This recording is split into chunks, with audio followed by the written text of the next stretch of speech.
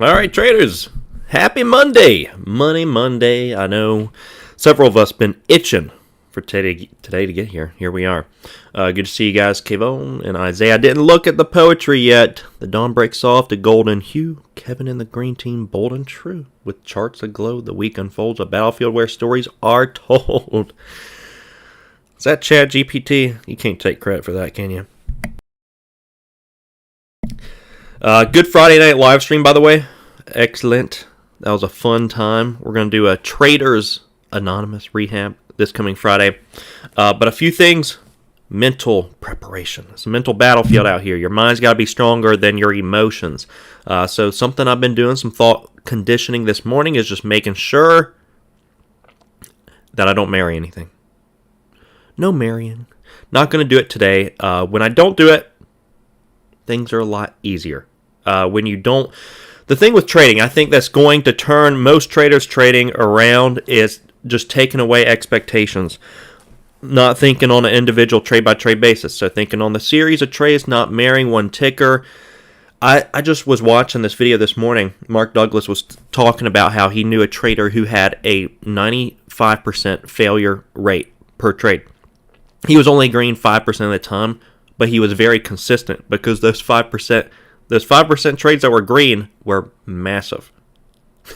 Isn't that crazy? I don't even know what the win rate would have to be, but I know I've seen some numbers on like a 34% win rate. If that's all you're working with, you need a 3-to-1 reward to risk. So be mindful of that. Let's cut the losers quick. We have to say, I don't know what's going to happen next. That's where a lot of newer traders mess up. They think they know, they want to predict, they have expectations on what X ticker is going to do. We can't do that. So talking to myself here, I'm going to stop out, set the stops, and move on to the next one if so-and-so is not working out. So Isaiah's watching MLGO this morning. There's a lot of tickers moving, as you guys are aware with Monday mornings. This sometimes happens. Traders are eager to trade. MLGO, came out with some strong net income and cash growth 2024.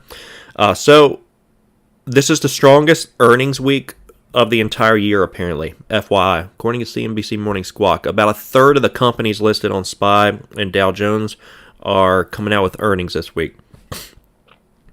So MLGO kind of looks like earnings-ish play. AI algorithm processing ticker. This one has a lot of overhead resistance from the last few weeks. So I'm with you, Isaiah. I don't know if I'm going to trade that, but I'm curious as to see what she's going to do. A couple other pre-market risers this morning. PLUG, Plug Power. That's on Q2 earnings as well. 82 cents up to $1. GLMD was the leading gapper this morning. Pharmaceutical play enters into a sponsored project agreement with Virginia Commonwealth University to evaluate Aramcol's effect on overcoming drug resistance in gastrointestinal cancers. Okay. All right, so they entered into a little project is what that looks like. Not the best news, but look what it did in times past. September of last year, a few dollars up to 24. So traders see that on the past chart history. What do? You look left to predict right is what a lot of traders do out there. Yeah, it feels like a short, but I mean, yeah, lower float ticker. And it's already given back a ton of the move, so I don't know if there's a trade for me. We'll see what that one does there. Good work, though, Isaiah, starting the morning off green. Wolf Speed. Information ticker. Man, what's been going on here? I know they're coming out with earnings May 8th, so that's in about a week and a half or two, but that one's getting a spike after already a continual climb from 226 early last week. So Wolf was at lows, all-time lows here recently. That one's spiking up right now. AMPY, little spike. So I would not be surprised if some traders, again, start like this week, starting here Monday, go back to like AREB and what was the other one? CEP. Is CEP still a play? Yeah, I could see traders going back to these two. CEP and AREB.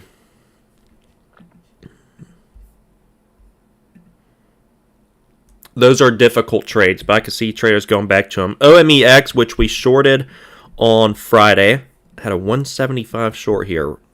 Bottom cover was 135. It's climbing back up. So 8:30, they came out with some news. Confirms sufficient operational funding and welcomes new executive order. So, man, dude, if I was one of these companies, I've seen this time and time again, come out with some news that's like not so great and accumulate shorts on it, and then like the following day or two come out with even better news. It squeezes them out. I've seen that happen. Like the timing on some PRs, essentially that could turn into a full-time job for somebody. It probably is out there. Timing of PRs, because it can do some damage. Timing those properly. Kayvon and I were looking at CMG, Chipotle on Friday. It's kind of hangover-ish. Potentially monitoring this one as it's hit a lot of resistance up here. Got to see how the overall market's going to open up too. All right, let me see if there's any hangovers I'm looking at. This GREE play. A little climb from 90 cents. Very slowish volume though. Little illiquid. 150s resistance on GREE. Alright, I'll be looking for GREE. That one had a nice climb on Friday. 60 cents up to $1.36 right now. 150s tough resistance. I'll look for that. SXT. It's a little thinner than I like. I'm probably going to take that one off.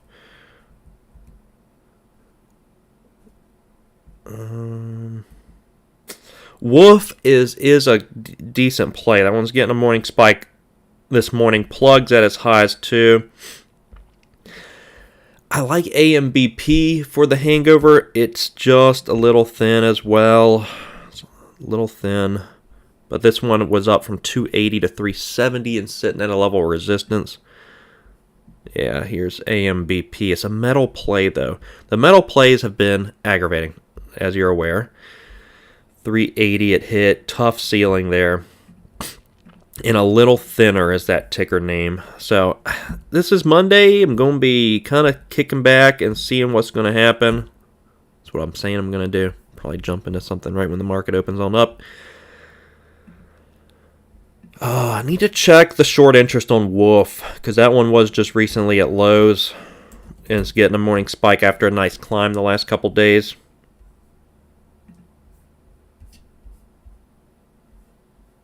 Yeah, it felt like this. Wow. Oh my God. Yeah, that's a lot.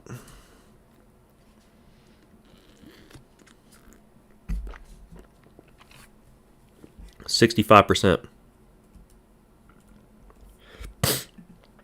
Yeah, let me switch biases there real quick. A reverse hangover. Yeah, because you like to take pretty much the ones that are selling off. I mean, that could be the name of it. There you go, reverse hangover. Coin it. Yeah. I don't think, guys, I gotta remember there's a 65% short interest on Wolf. Morning drinking.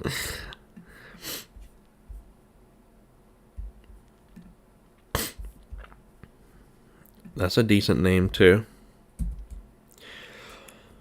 All right, yeah, this GREE, I do like the GREE. If we get a pop, the 200 days 177, the 150s is really good on GREE. I'll be watching that. I'm trying to see what are my favorite plays this morning.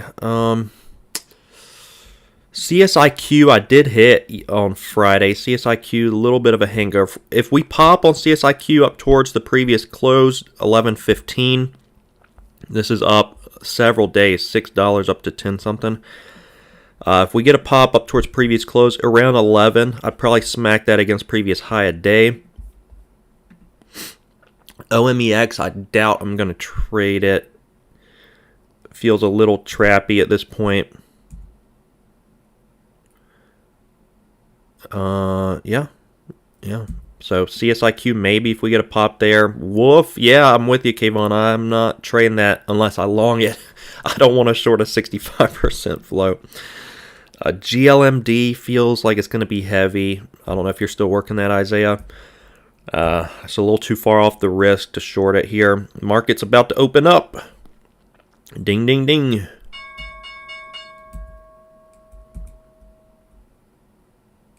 Yeah, so I guess probably my favorite play is GRE and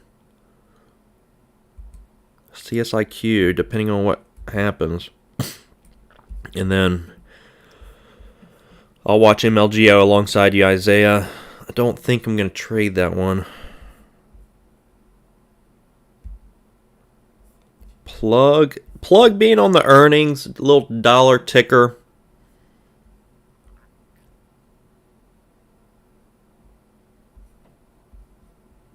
Still getting a morning spike. Look at this resistance at 110. It's got 110 resistance, but it's on earnings. Earnings typically will hold these up a little more than usual.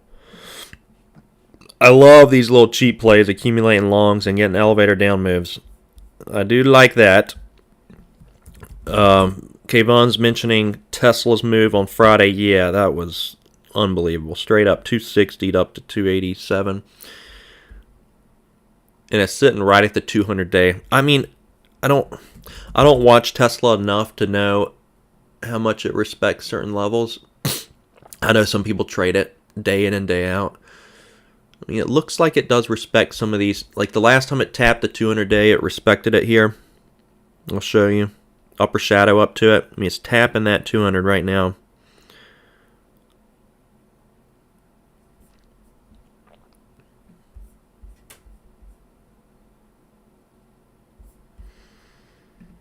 All right, plug just hit 112. PLUG 112.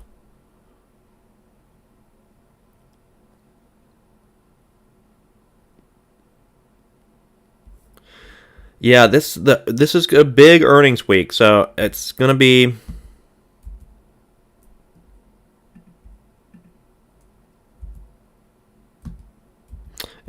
an interesting week. So MLGO, little head and shoulders. Look how beautiful this is. 1065 left shoulder, right shoulder.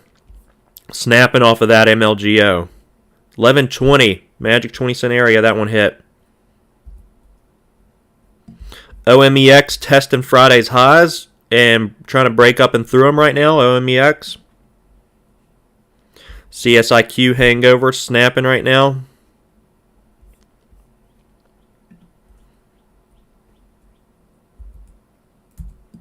CMG Chipotle Kayvon, that just tested out Friday's highs and seen a little upper shadow there right now.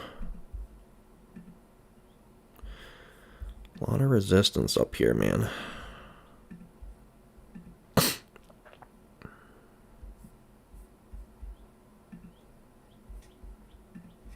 Why is Chipotle making such a move?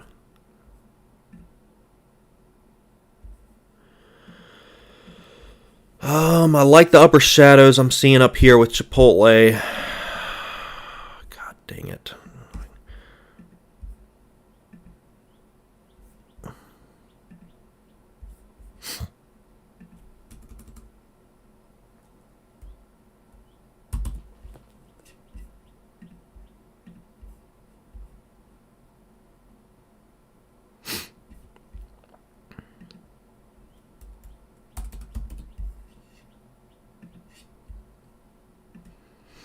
I'm going to take a trade Chipotle, 5204.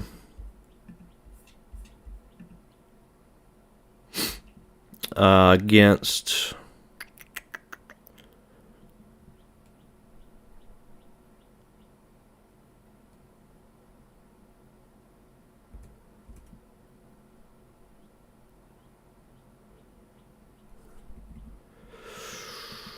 Um, up and over 52.50.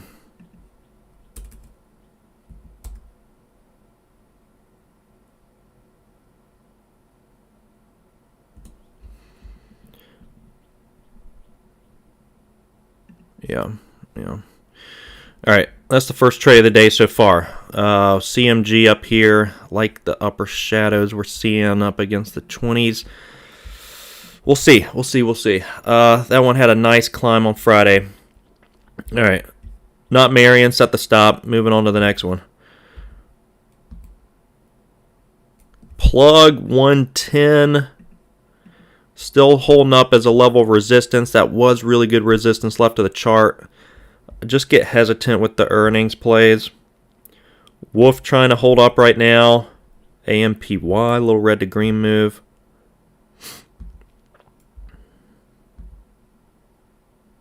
OMEX tapped up and over $2 right now. It's got like a floor of support, this OMEX at 175. It seems like that was resistance in pre-market. Now, maybe a floor of support there. AREB snapping. Mr. Hawthorne in the building. How are you doing, Hawthorne?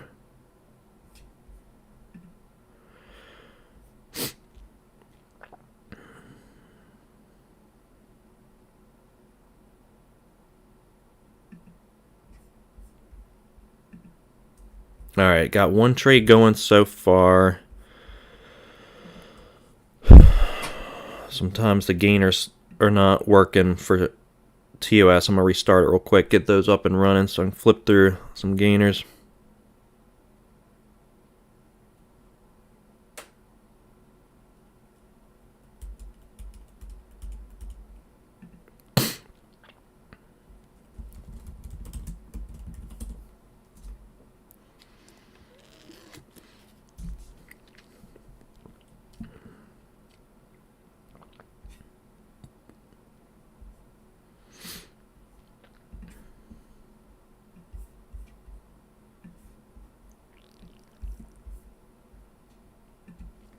All right. All right, there are the gainers. They populate a little too late for me, but yeah, CEP spiking up from 31 up to 34 right now.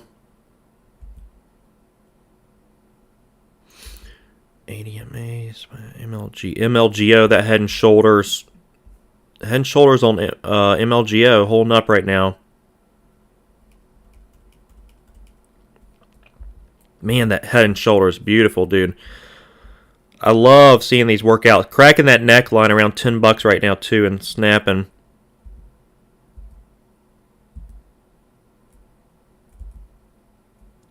SABR, a little penny play spiking up. $2 up to $2.77 right now. SABR.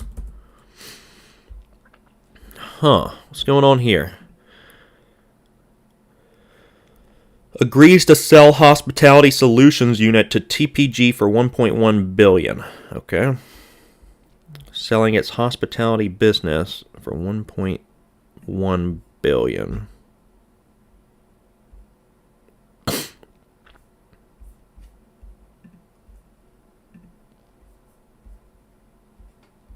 The main resistance I'm seeing here is 320. A lot of resistance at 320 SABR. That's an area I'll be monitoring. If we spike up to 320, we'll probably be taking the short there if I got the locates. Okay, how's my CMG trade doing? Okay, she's a little undecided right now. Man, pulled all the way back into the 70s, but still a little undecided, a little heavy against the highs right now, but SABR, what are we doing? Let me check the locates real quick, SABR. If we're going to be popping up to 320. $1. Have you guys noticed them getting like more expensive as the day progresses? Like I'm wondering if I should just go ahead and locate them or see. Kind of wait and see.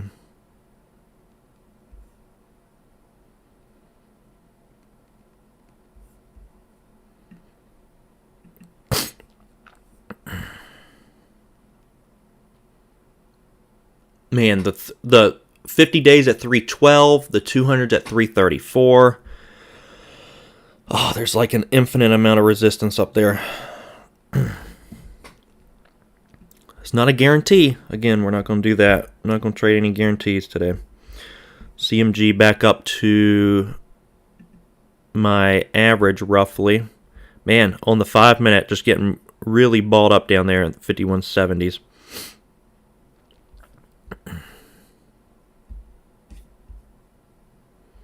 All right, SABR, that's eyeing that one.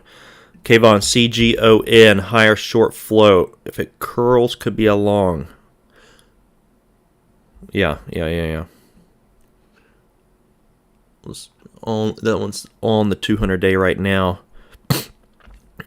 Kayvon, something up from 22 to 32. Don't often hear him calling a long like this, but so far that is the case. Doing the red to green move, testing pre-market highs. Good volume there. I'll throw that on the watch list too. SABR 282 is not really a high day number. I really would like to see that one a little higher.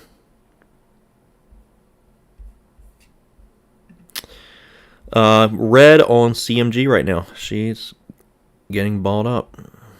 Man, I'll have to think about it if I want to take this one off early. I don't really like that it just kept getting accumulated down here in the 70s.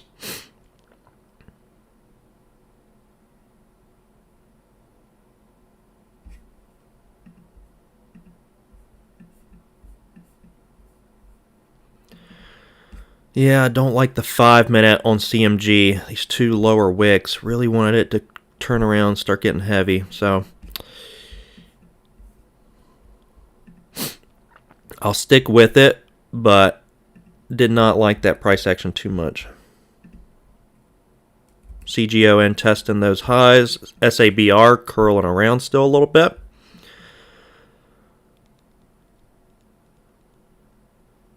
SABR just doesn't feel done yet. It feels like it could, get up and over it. I'm trying to be patient with it, just like Kayvon's saying with CGON. Yeah, Isaiah nailed it. Top gainers only up 68%, making things a little...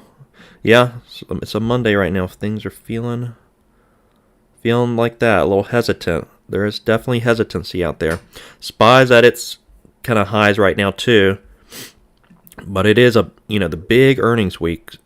OMEX has been heavy against $2. Be mindful of that one. WOLF spiking up to highs right now. WOLF $4 it just hit. Oh man, this is probably no complaining today. I ain't gonna complain today, but the 65% short interest on this is causing the move right now. I should have recognized that on that pullback,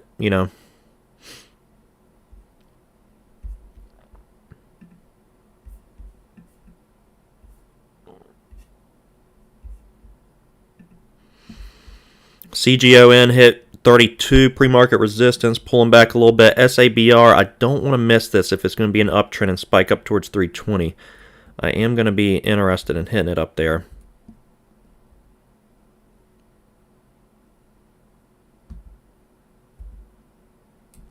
Plug 115 nearly it hit.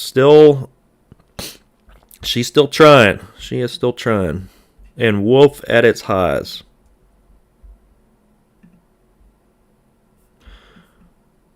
Man, my CMG trade just still getting accumulated on all pullbacks. OMEX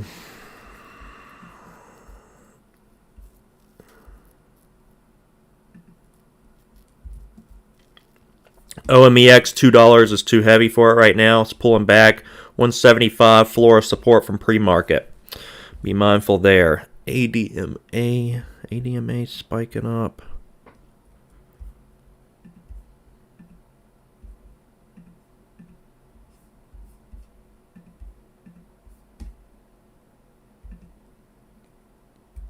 CEP still holding up. Hims getting a move. Yeah, WOLF, dude. That could be the play with that short interest. That is a heavy amount of short interest. Hims didn't even have that, and Hims made a massive move to like $40-some on the 40% short interest, I think. 65% is a lot.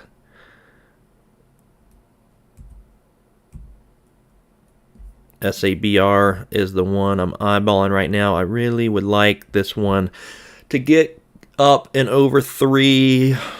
I really need... I mean, this is the one I'm kind of eyeballing for that move.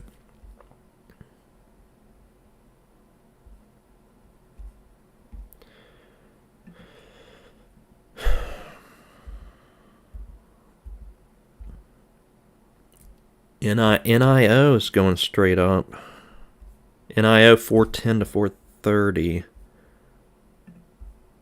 NIO, is that the Chinese, like, automobile play? EV play or something? NIO, $5, very tough resistance. 450 as well. 461 the 200-day. All right, move up and over 450 on NIO. I'm interested. 470s would probably be the risk there. NIO, looking for a move up through the 450s.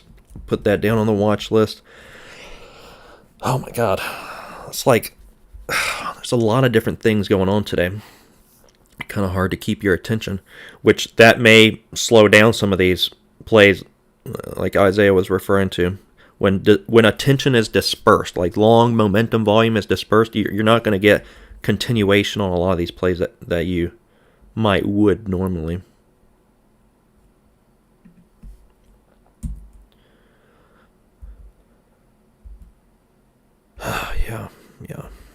Yeah, there's a lot of just random action out there right now. Still not bad to sit on the hands if you guys are. It's not a bad idea. Tesla's continuing higher. Man, it's still, the Tesla is like exactly what I look for on a short up towards and through the 200-day, but and my light just cut off. Okay. All right, let me grab a new battery. I'm watching NIO move up through 450 and Sabre if she gets up to over $3. CMG, the play I'm working, my only trade right now is chopping around a bit. She's pulling back down some right now. Stop is set there. BRB.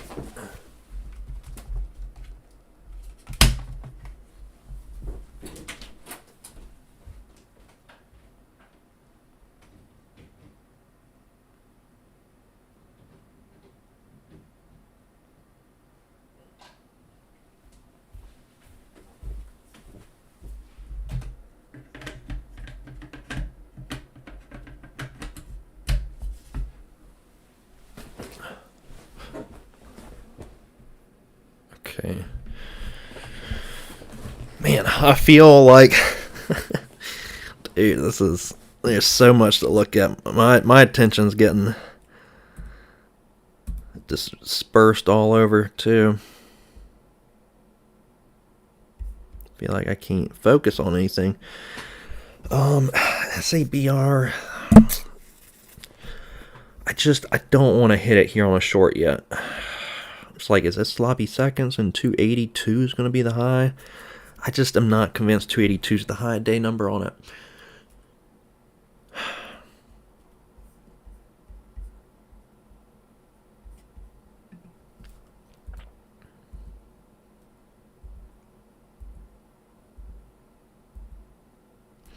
Plug still testing out its highs, coming back up to the highs right now.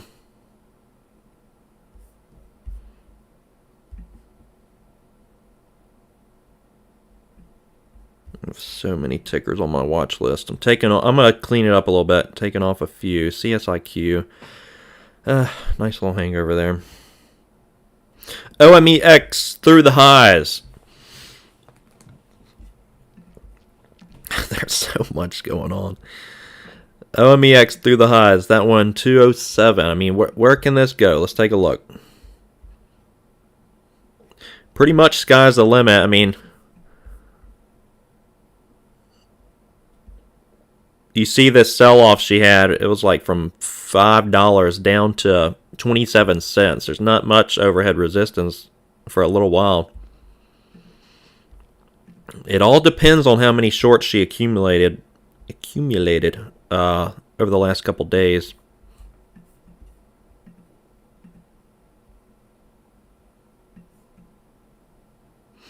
GREE, that one I was looking at this morning, actually is in a nice little bear flag hangover pattern right now, but it's I don't know. It feels kind of 1-to-1. She's a little slow though. EOSE energy play spiking up. Whew, might be a elevator down now on EOSE. And woof, oh my god. All right. Woof back down to the open price, which could serve as a level of support. 65% short interest. She's tempting for a long. I'm not gonna lie. It is very tempting for a long here, because with that short interest. But that nasty sell-off from 414 down to 380. Kind of scares me a little bit.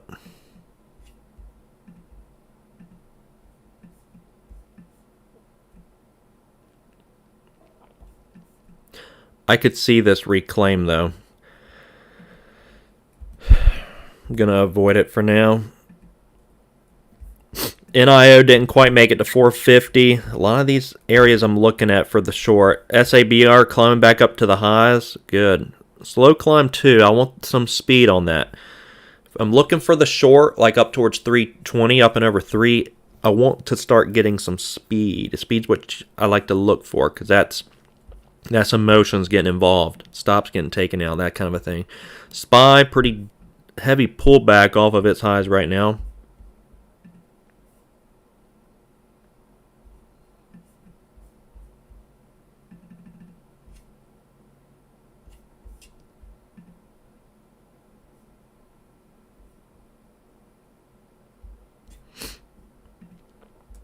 Man, NIO didn't quite make it there for me. That one's decent pullback right now. SABR coming up to the highs right now to test them out.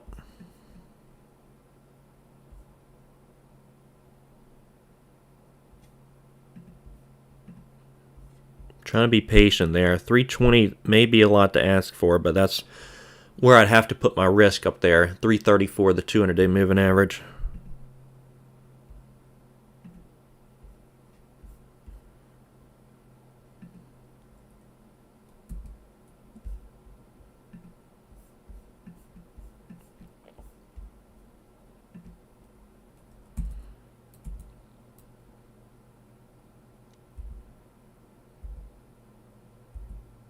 What a sell-off on Wolf.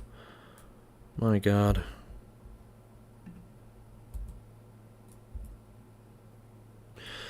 Yeah, so right now Saber's the one that's got some decent risk reward on it. Eyeballing it. Not much else I'm looking at. I'm still in this CMG trade, but not too in love with it.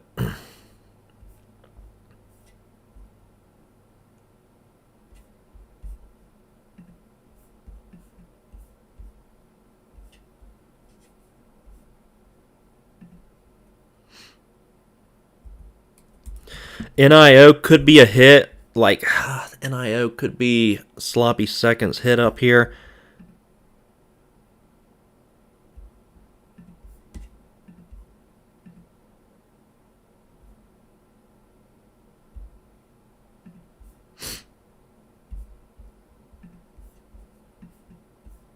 SPY's on VWAP.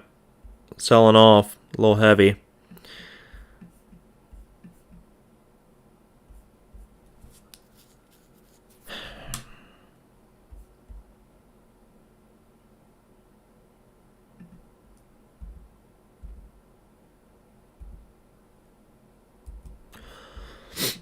I'm getting a little annoyed.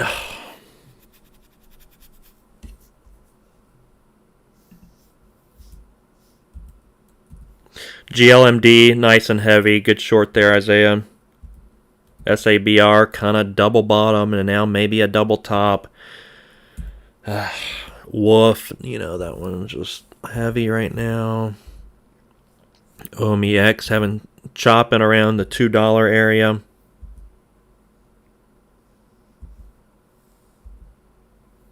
PLUG maybe a short there, but I gotta see a little bit more of a climb on that one.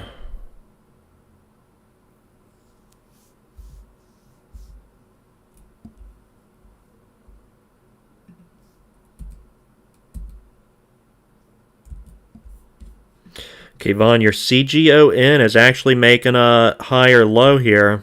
That's not bad looking. It kind of had a failed attempt at that red to green move, but could be doing a little cup and handle, or it's forming a new low here at 30. It's getting balled up right at 30.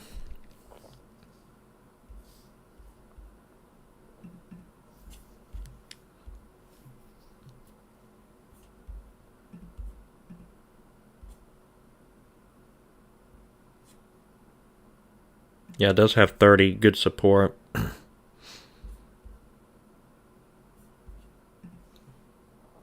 Sitting right underneath the 200-day.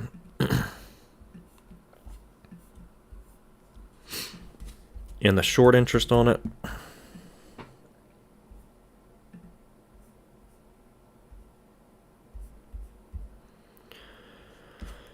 %.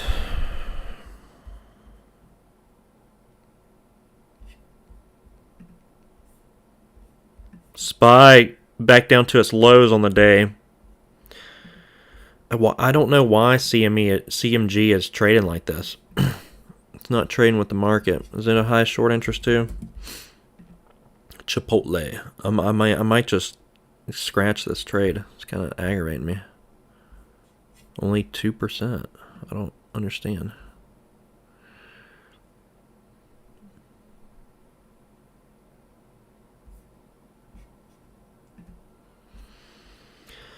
I'd say you've started to like pre-market. The con is no stops, yeah, but the moves feel a little cleaner, less manipulation maybe. But yeah, maybe because a lot of the algos don't really want to trade pre-market. I don't know. Kayvon's got 19% on CGON. I mean, this is not a bad looking chart on the long side. It's not bad. It hurts me to long something up 10 points already.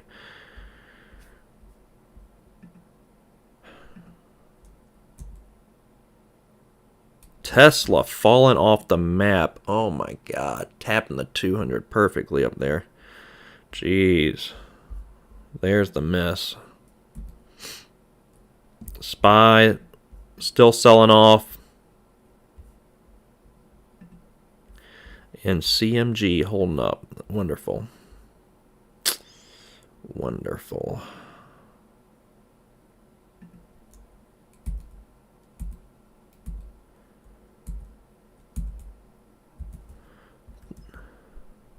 MLGO, man, that thing's giving everything back. Plug, giving a lot back after hitting the 115 resistance too.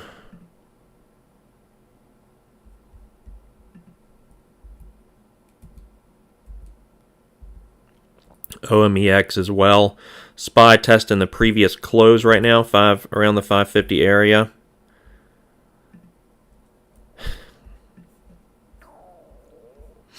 SABR just giving nothing to work with. Getting a little aggravated with that one.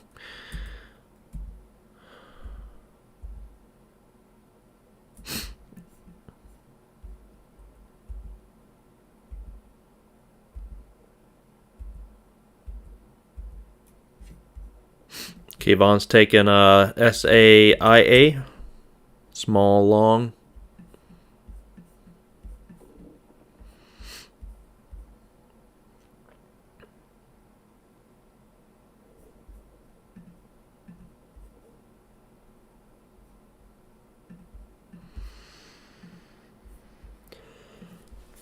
Oh, man.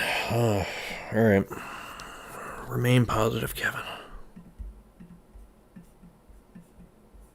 There was so much to look at. That's my problem. There's so much to look at. SABR, yeah, that one's double bottom 264, double top now 282. Tesla falling off the map. SPY still falling. Yeah, that's concerning me with my CMG trade. I'm probably going to lower the risk here. I'm not even in it much, but I don't. The whole market's been tanking, and this is holding up. I'm going to lower the risk, CMG. 52.30. Which I'm feeling like it's going to hit because this thing has been holding up very strong. Lower the risk there a little bit, though.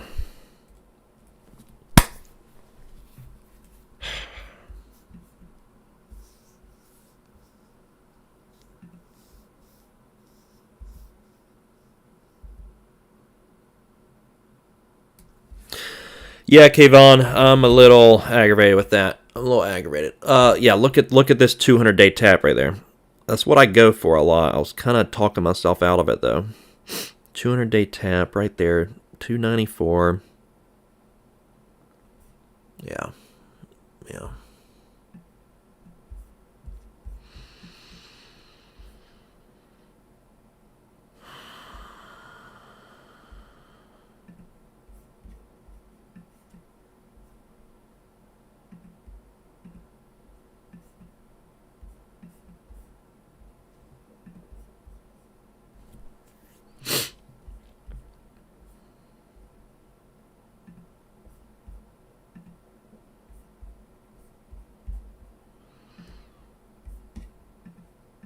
We're not getting a lot of like sustained moves.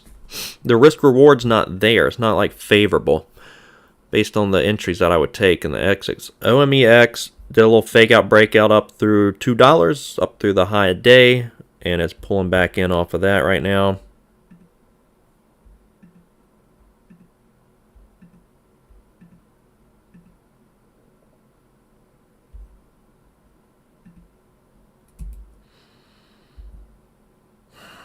Sabre just didn't give an opportunity. I mean, unless you start at the way off of my risk, I couldn't take it at 280. The risk was too high.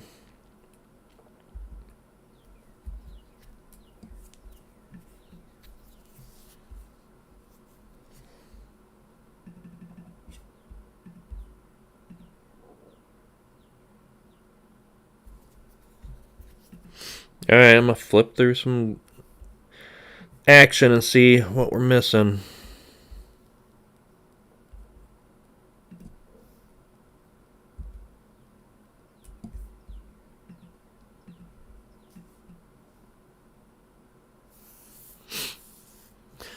SABR, or Wolf, sorry, Wolf, I really wouldn't even mind hitting on a long down here. There's just such high short interest. Like a 370 stop.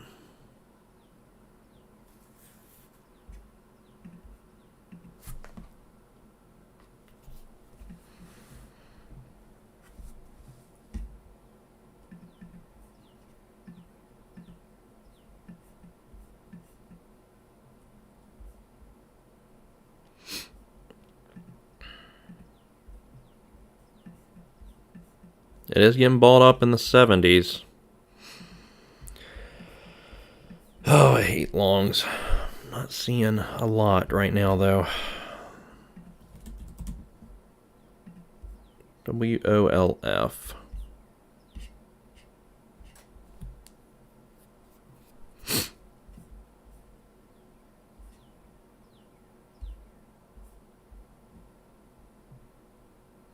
You got me thinking, WOLF. Just got me thinking a little bit.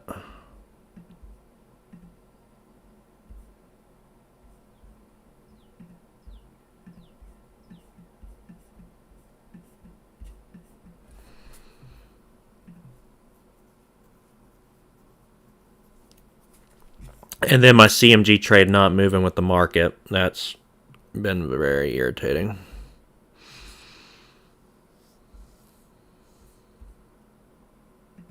WOLF straight up to 390 off of 370. Wow. Yeah, that 65% short interest is very appealing.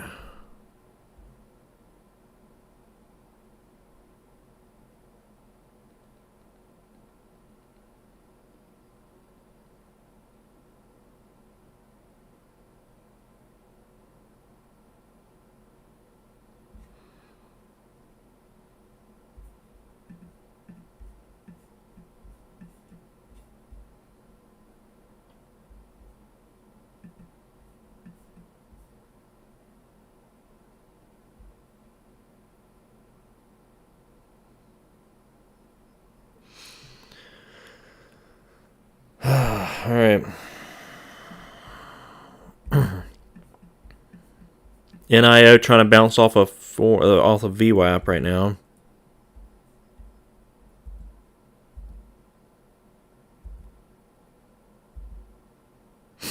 Plug coming back up to the highs.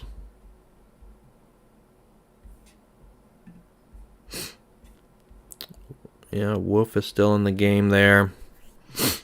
CMG stopped out of. It's fine. Small loss. Reduce the risk there. Annoyed with it.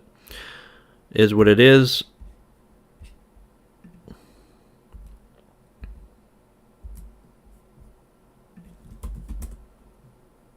WOLF or WULF? Isaiah. Yeah, this is interesting, man. I do like it. Larger volume on the red candlesticks here. I see what you're saying.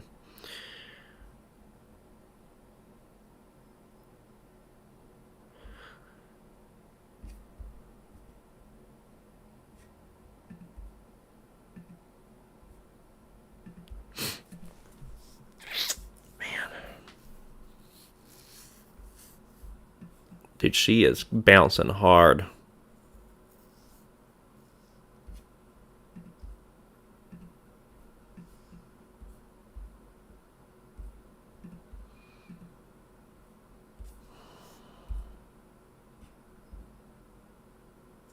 Bouncing very hard, right back up to $4.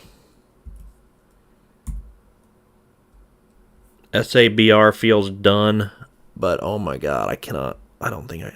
If I short it now, it's going to be against the highs. Then I'll be extremely tilted if that gets stopped out.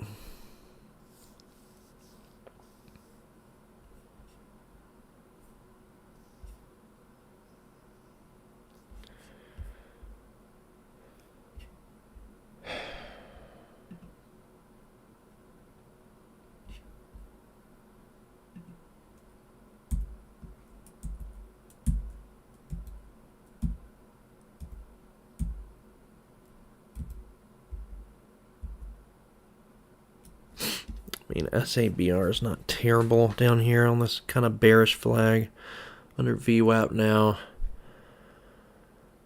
I just don't know if I can do it.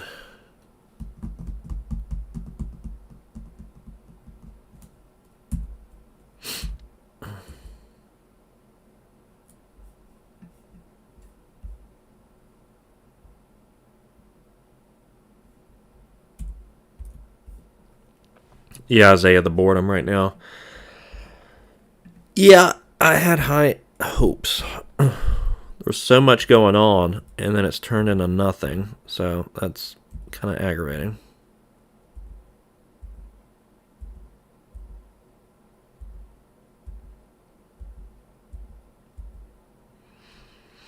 Plug at the highs.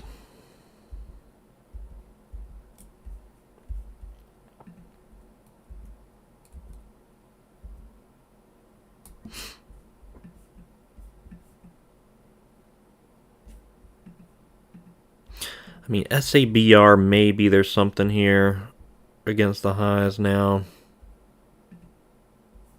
It's not my favorite hand to trade. Plug is back up to the highs as well.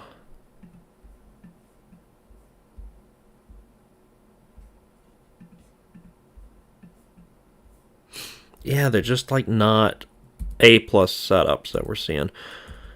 I mean, and then Wolf's really only gonna. I mean, this isn't a long setup. It's just a long short interest. 65% short interest is what's exciting there.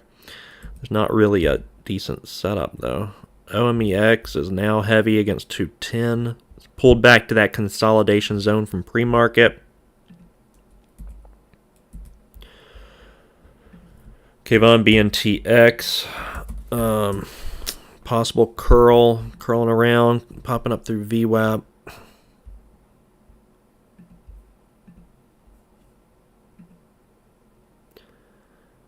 Keith, no trades in the car today. Just got back from Amazon. Nice. Get an early start out there, cause you're West Coast, aren't you? Get an early morning start. Finish your day early. Yeah, OMEX heavy now. You really haven't missed much. WOLF has a 65% short interest and it's climbing back up to the highs. That one piqued my interest in the 70s down here, but did not take it. And I don't think I want to chase that up there, but I mean that could squeeze out pretty good. SABR under VWAP, a little heavy right now. Yeah, dude, the action just sucks right now.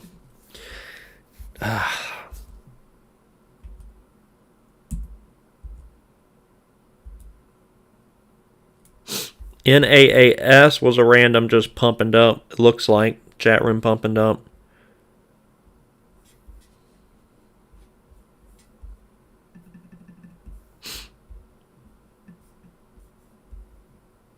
$190s up to $349. Been fading since.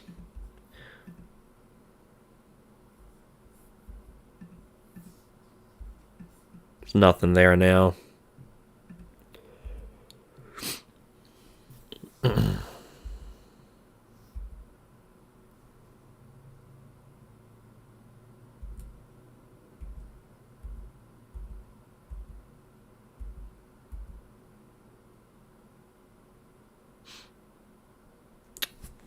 Washington. Gotcha.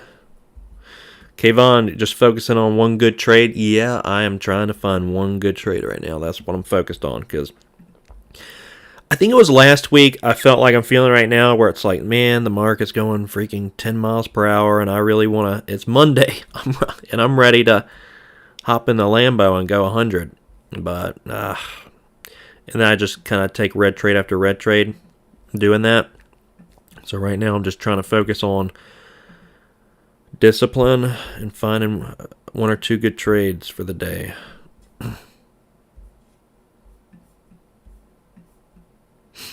Plug up through the highs.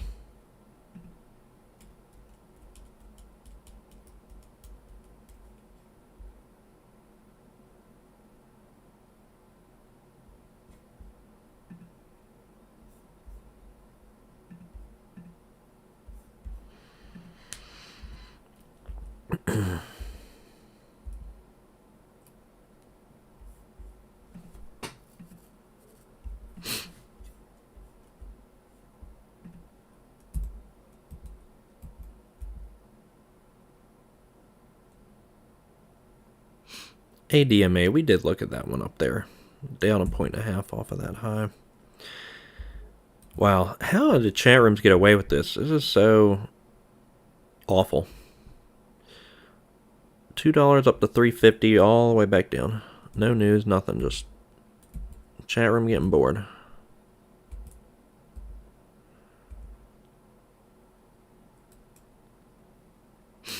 WLF double topping up here. Man, on a pullback. It's just not like it's not what I like to trade, but you're just trading essentially the short interest on it. I'd have to maybe reduce risk if I took that trade. PLUG 115. Let's see what that's going to do. 80 cents to 115. Man, that even higher. Like even 120 or higher, I would probably take PLUG. 40 cents per 100.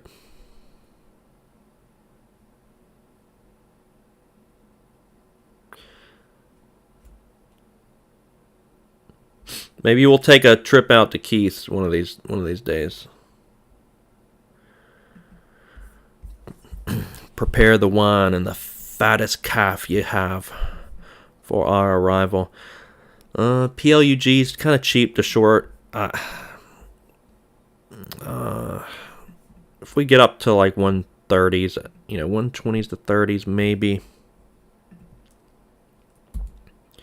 Glad I stopped CMG. She wants to do nothing that the market's doing. Just her own thing. Alright, there's PLUG, 118.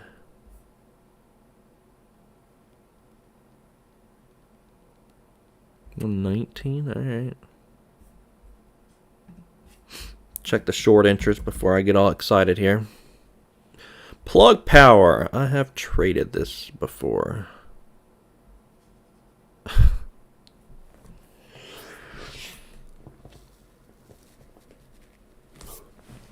27%. Anytime I look at something that looks like a good short, there's a high short interest.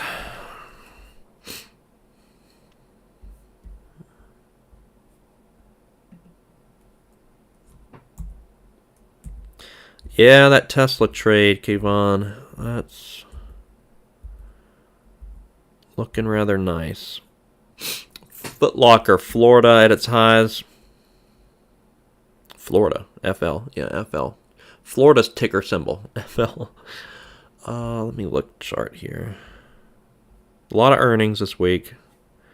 A lot of these plays at their lows and getting these moves.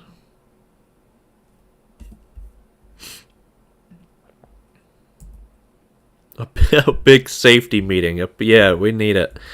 We need a big safety meeting. That is criminal what they did to NAAS.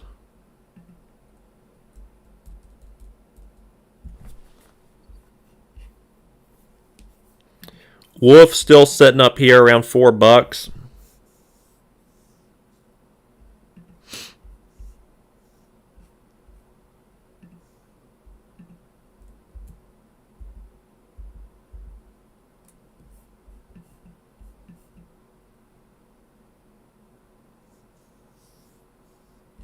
Yeah, Pony is that's an AI ticker.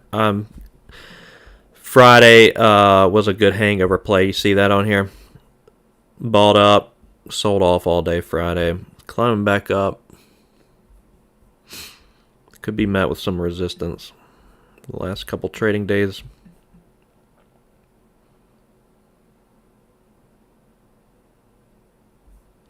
It kind of keeps getting balled up, consolidation, balled up, consolidation, balled up, consolidation. Held the 820s there.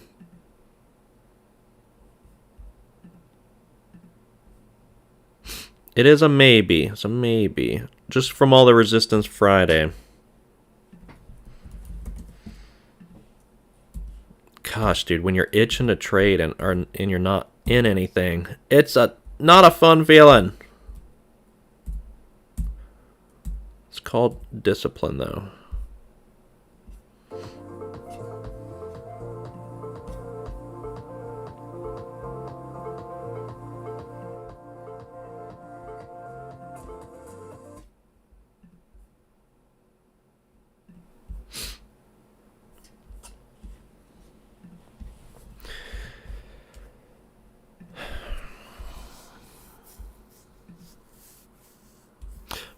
Mr. Bob back in here. How you doing, Bob?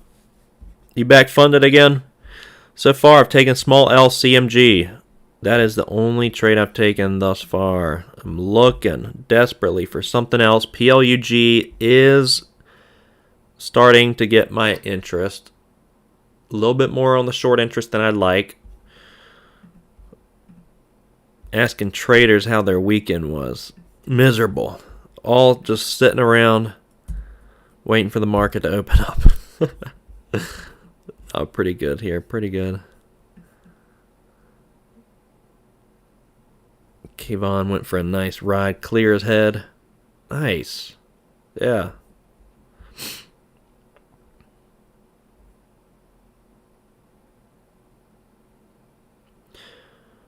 WLF holding $4 right now.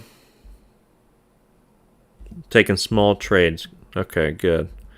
Yeah, learning your system with smaller size. That's the appropriate answer.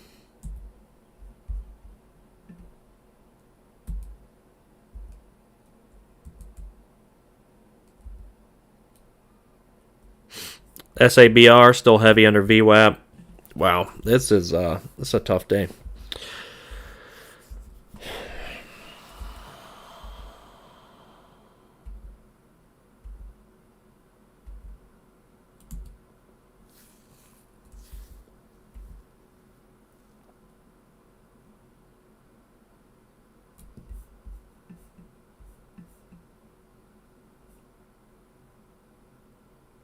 Oh no, Emmanuel. Oh, yeah, I know the feeling all too well. You've had chances to get on trades, but your kids pulled you away at that exact moment. Oh my goodness.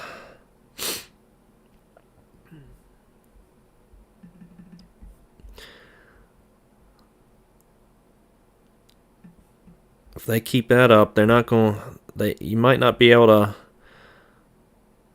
feed them today. If they keep that up.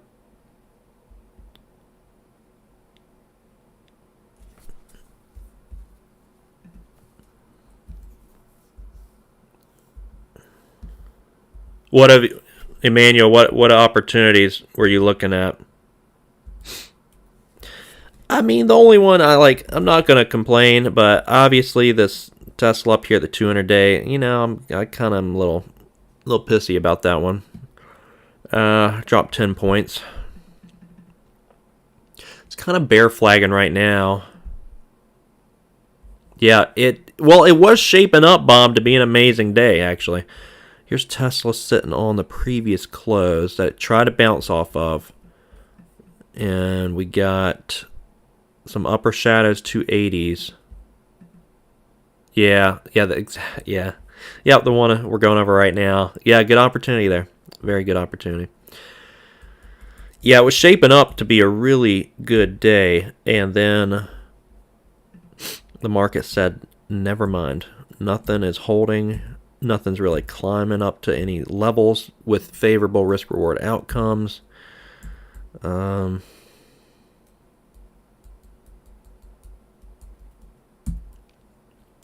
Just rather annoying. Like CPro was looking really good, but it's just not up enough, you know? It has all this consolidation at 250 in pre-market. It's up to 280, okay? So there's 30-cent risk well, no, that's the reward. And the risk is clearly like 50-day, 200-day, 320. So it's too much risk per reward.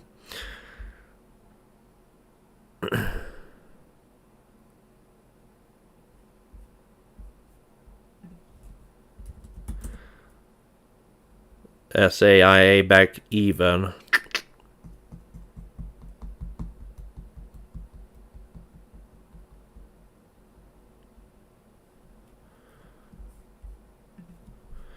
Yeah, Pony AI ticker. That one's climbing right now. It's This is an AI play in a little AI move, a little algorithmic move right now. Getting balled up. She keeps getting balled up on dips. It is up near a lot of resistance from the last trading day. It is piquing my interest up here. Let me see, Pony. Sure. How many shorts we got on this? Man, I just don't want to I'm thinking about sizing. I already know with the small account I'm size small, but thinking about sizing down a little bit smaller because I don't want to bleed out on a bunch of trades if nothing's going to work today. I'm not feeling it entirely. Let me see how much the Pony shorts are.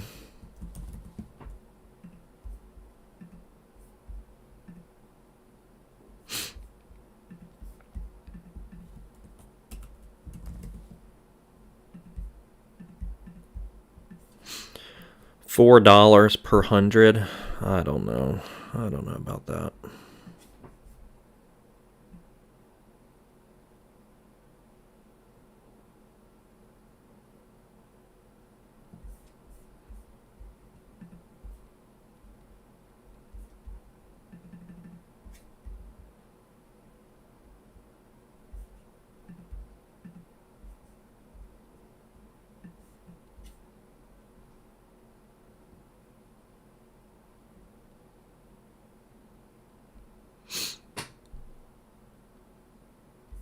Mr. Bad in the building. What you been trading, Bad?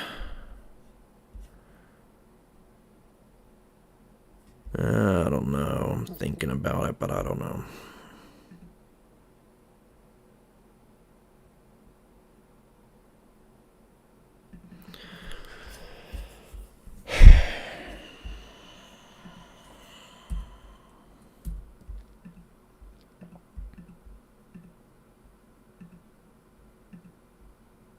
MLGO was such a good head and shoulders this morning. Man, that would have been that was a decent play. Head and shoulders. 1060s. Down nearly 2 points off of that. Plug is a big maybe for me. I'm thinking about a short if it continues higher.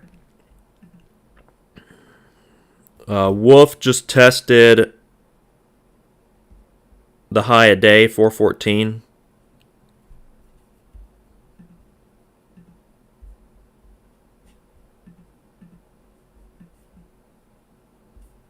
Such a high short interest there. It's something I don't mind throwing a few shares at. WOLF, 65% short interest on the long side. I don't mind throwing some shares on the long side there. All right, let's flip through some gainers, see if anything's gaining. Has anybody had like a really good trade? I'm curious as to what you got, if you guys have taken any solid trades so far this morning. The NAAS, oh my God, criminal, just criminal.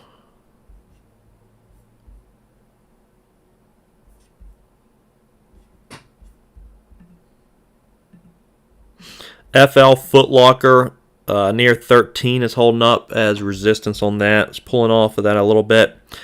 It feels like a day to like a peanut kind of day. Not going to be making a ton of money today. It doesn't look like we have the range for it.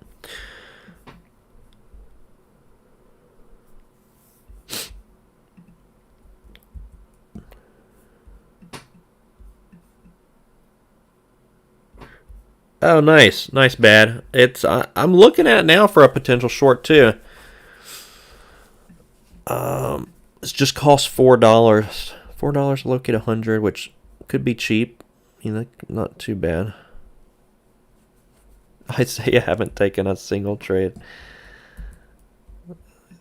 Yeah, good discipline. I know we're a little irritated by that, but it is good. It's a good sign. You got a healthy mindset. Cha. Ticker symbol CHA. Recent IPO, Chinese play. Not anything I would trade. Nothing against the Chinese symbols. Just I trade all ethnicities. Just a recent IPO. Don't cancel me.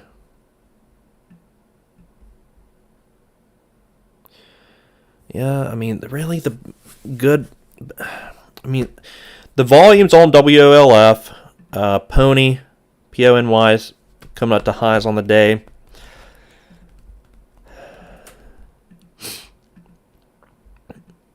And PLUG is the one I want. I want this up through 120.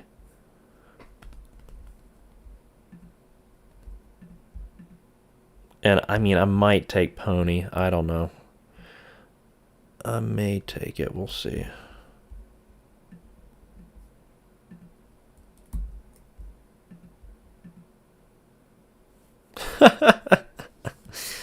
I'd say it's sitting on your hands so long, they're numb.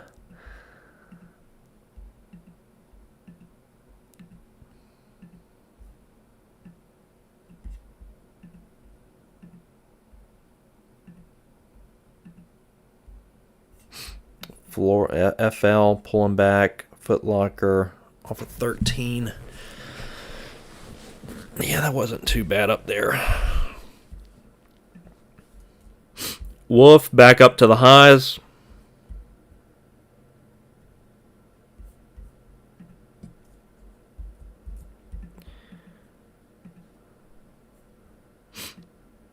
Yeah, we got some people joining the stream looking for a trade.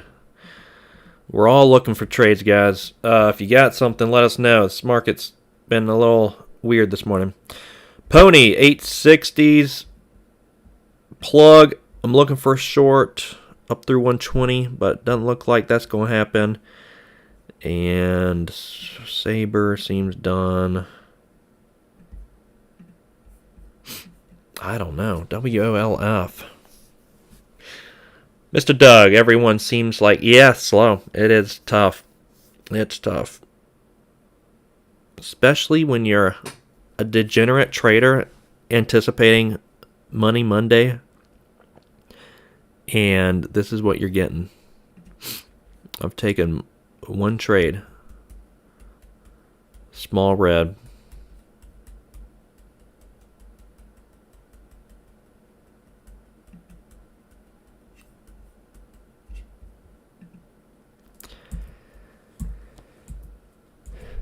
And trying to find something else, Mr. Doug.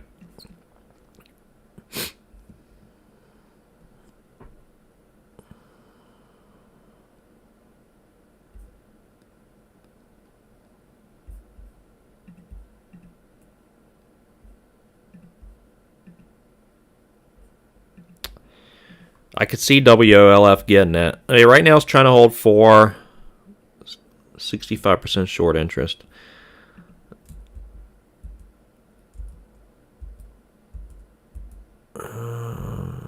Pony still in an uptrend. AI play.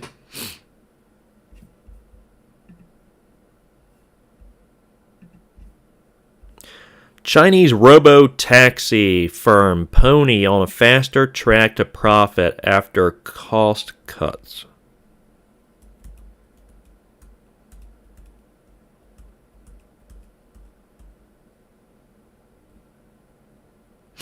Pony AI rolled out 3 new robo-taxis co-developed with Toyota and Chinese automakers. It said it can now build its most advanced autonomous driving system for 70% less than before.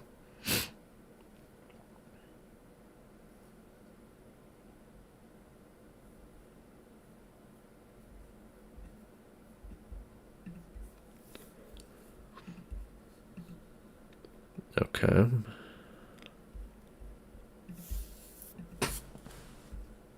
Just interested in reading up on that a little bit. ADMA might be sloppy seconds. Yes, consolidating and slowly climbing back up there. I'd prefer quicker moves back up. They don't sustain as much when they're fast. It's like rubber band effect. The faster the move is, the weaker it typically is. Slow consolidation is a sign of health. Oh, man.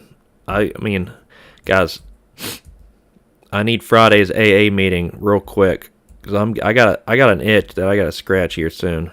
I just got to jump in something.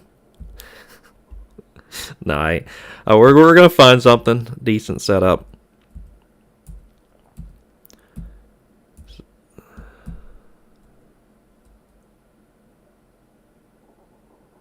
Man, SABR. Ugh. So if you were working a short here with leftovers in like a 280 short, I'd hold on to it. You're in a bear flag here. It looks slow and faddish, but I can't jump in it right there.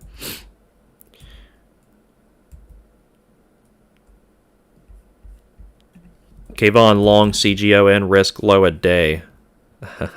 Kayvon playing with some fire. Yeah, I like it.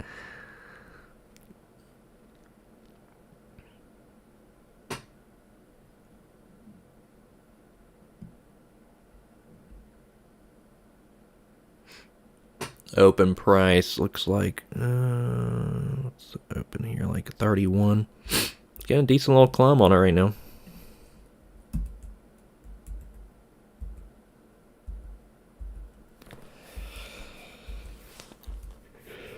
Man,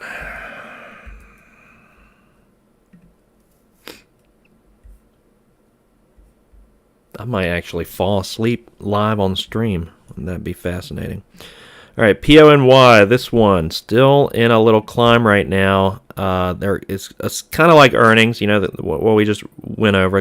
They're cutting a lot of costs. It's still in a little like move up consolidation, move up consolidation, move up consolidation. So I don't necessarily want to take a short into sideways consolidation right there on it. But it's getting juiced up. It's getting close. If we get some speed, which we may be getting here right now, getting a little speed on it, that's pretty good.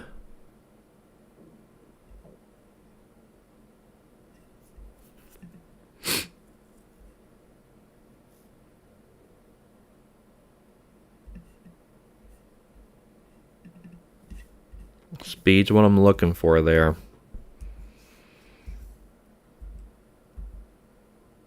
And plug, I'm still considering yet a short there. I want to see what she's going to do. So right now, pretty much plug and pony. Or what? Oh, God. The thoughts. Yeah.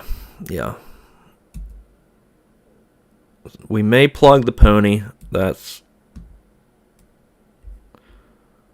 what I'm considering here.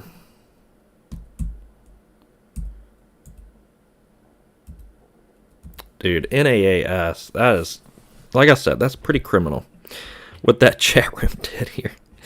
Dude, and that AI sell-off down there, man. We got a dead cat bounce coming up. Could we scoop up some NAAS? Because this is below its previous close. Its all-time low is 164. And hit a high of 349 today. I don't know. I might scoop this thing up. This thing, after the AI move, could pop back up towards $2.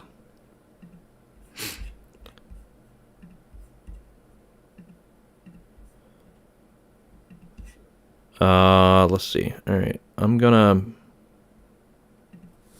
take a long on NASS, fairly small, against like 165. I don't take these trades often. I hate these dead cat bounce plays. I really do hate them.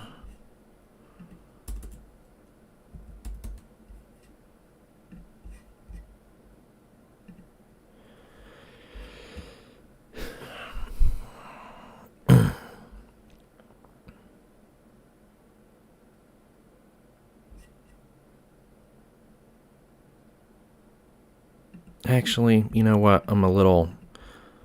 What is it? 179.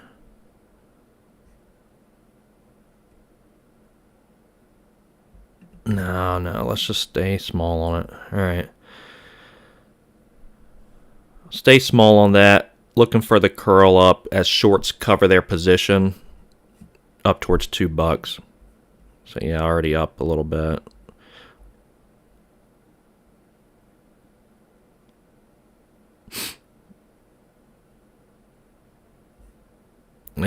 As we get out of that AI trend, we'll see that just downward algorithmic trend. We'll see if that can pop up, get some shorts to cover, get that popping up towards 2 or so.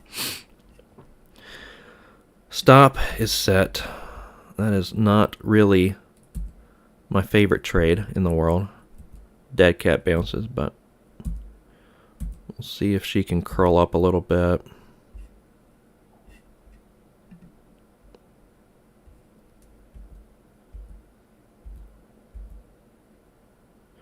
WOLF just hit 422.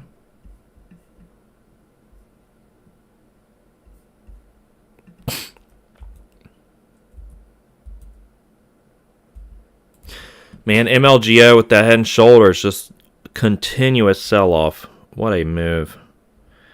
All right, plug and pony. Let's see where they're at, because plug I was getting interested in. Pony as well.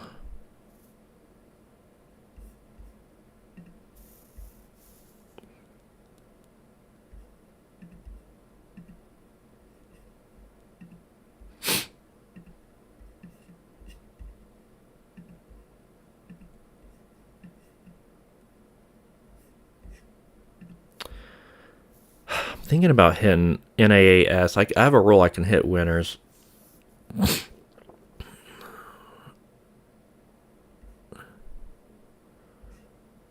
For a few more shares, but I don't know.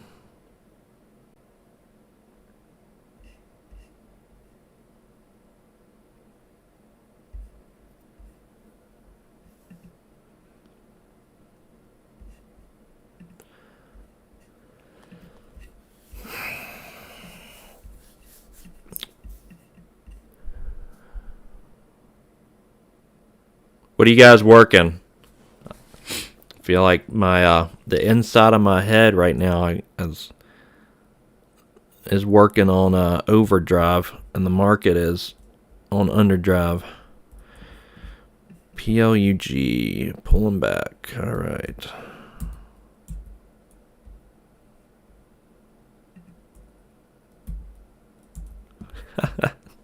Kayvon, nice. CGON curling up to 30 right now.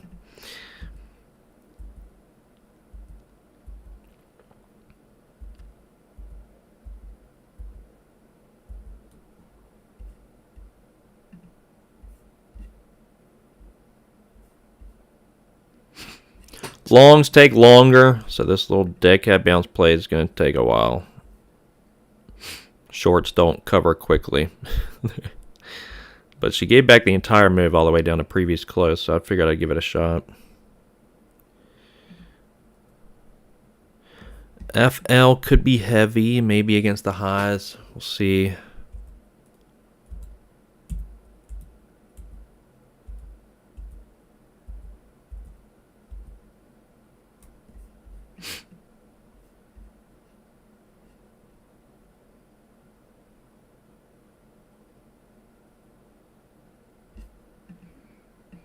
Man, PLUG.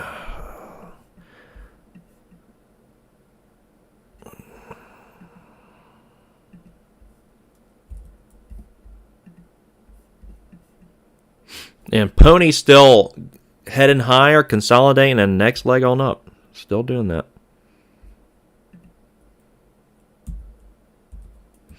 Cha doing the cha-cha slide, it looks like. 34 down to 32.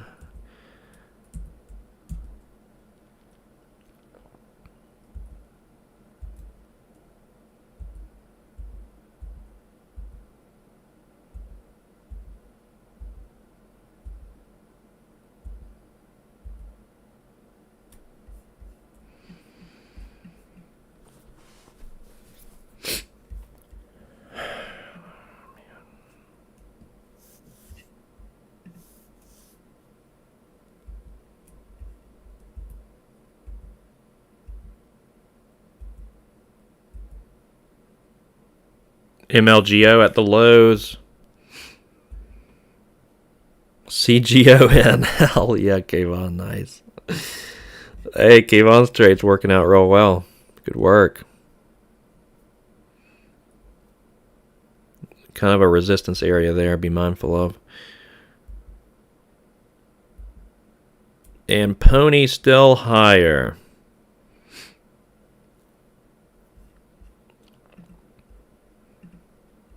Man, I'm thinking about short with Pony.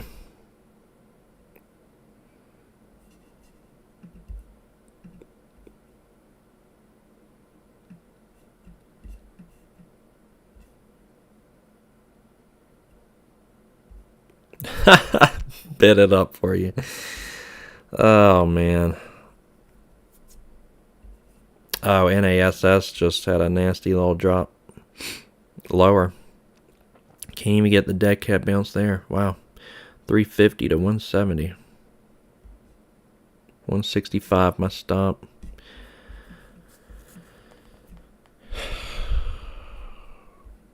Okay, I think I'm going to do Pony.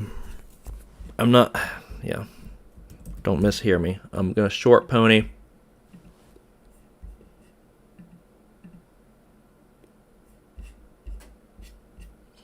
I ain't shorting it if we're going to elevate her down right there.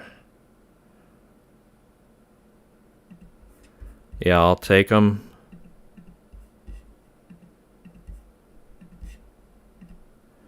And I will place the short on Pony 907. Pony 907.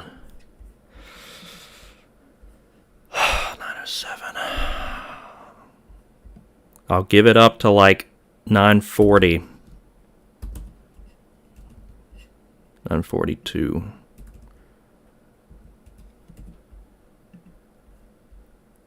Increased volatility here, so this play, if she keeps in this uptrend, this could hurt. We'll see. I like the speed we're getting on it. I'm going to go to the B room, gentlemen. Keep an eye on this for me. Manage my risk well. I got to stretch my legs. This market's driving me nuts. 907 short on Pony. I'm looking for that to start profit taking a bit. Curling back down. Put a 942.3 stop on it. 942.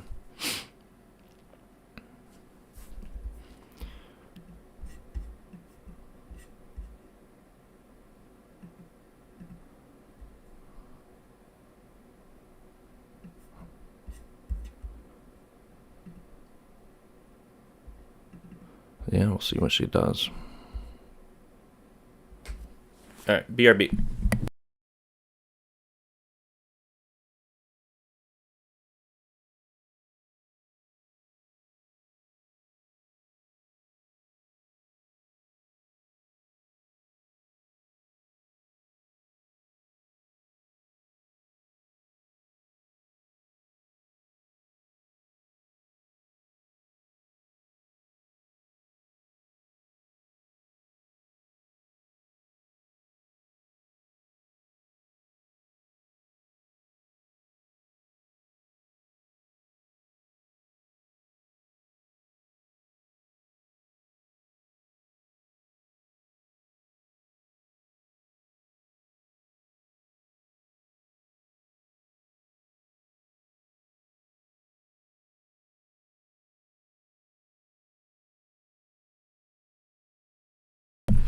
If this trade doesn't work out, probably going to be done on the day.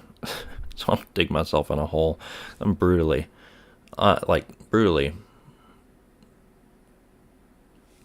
bored with this market.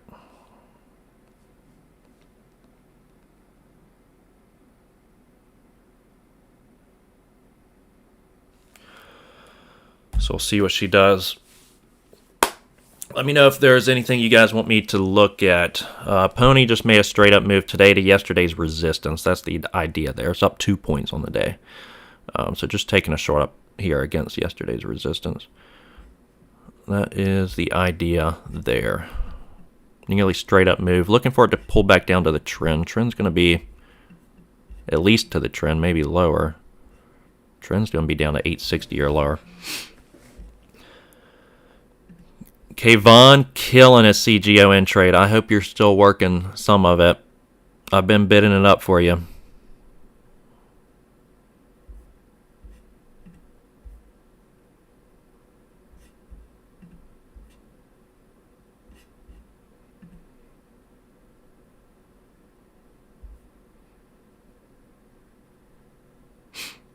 Be soaking orders at $9 on Pony. It looks like it. That ain't gonna help. Let's get under $9.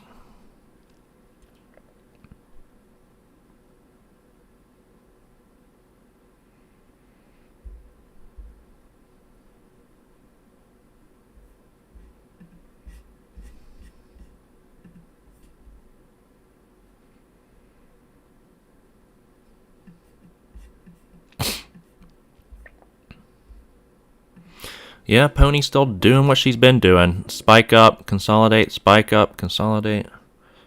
Just need to get the profit taking going on. Pull back down a bit.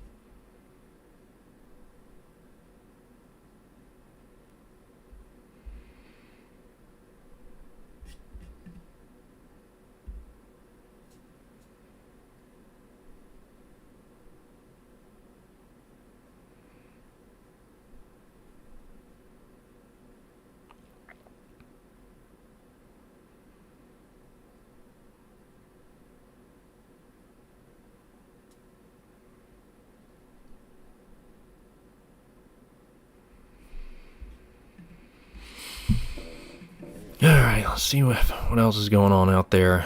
Got the 942 stop on Pony. We'll see what she does. Oh, Pony just, as soon as I take my eyes off of it, nasty drop. 920 down to low nines. Need a big old elevator down move on it. That's why I'm kind of not looking at anything, because if we get a big elevator down move on this, I need to kind of be here. Oh, 890s now. 890s.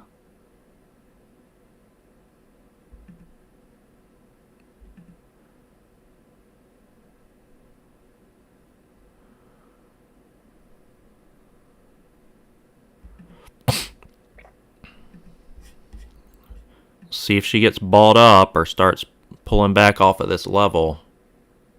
Curious to see what she's going to do here.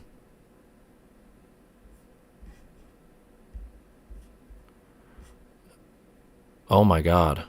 That thing just balled all the way back up.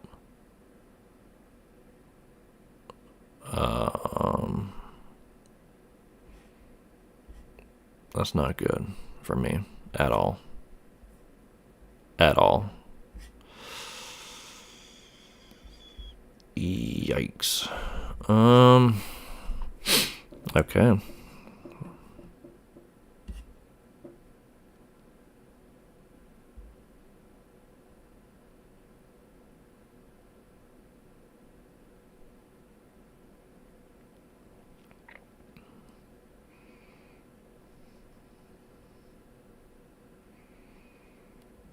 Sell off from 920 down to 890, spiked right back up. Yeah, that's not too great for me.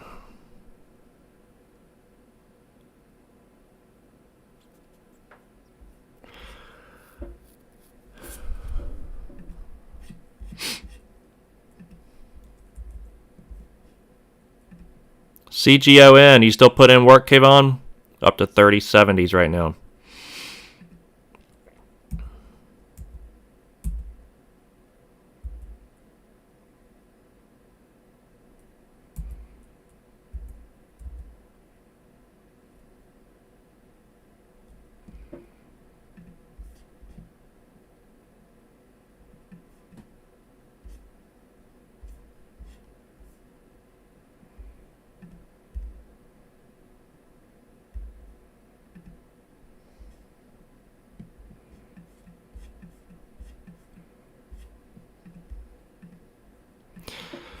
Damn it. I'm trying to think if I just need to reduce risk on this. When it sold off 30 cents right there, I wanted it to kind of start its downward spiral, but that did not happen. We popped all the way back up to the highs, which makes me think there's shorts involved with this that are trying to just look to cover when they can. That may be underwater here. I don't know. And then I also don't want to just place an insubordinate amount of significance on every up and down tick, like I've said before. This may be the first 5-minute red candlestick, the first couple that we've seen on the day.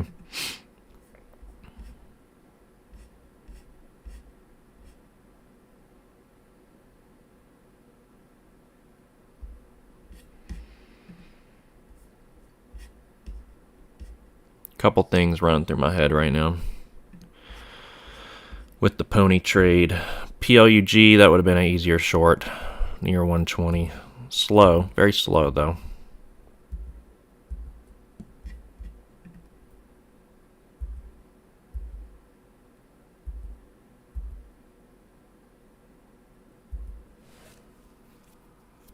Wolf still trying to hold $4 right now. $4.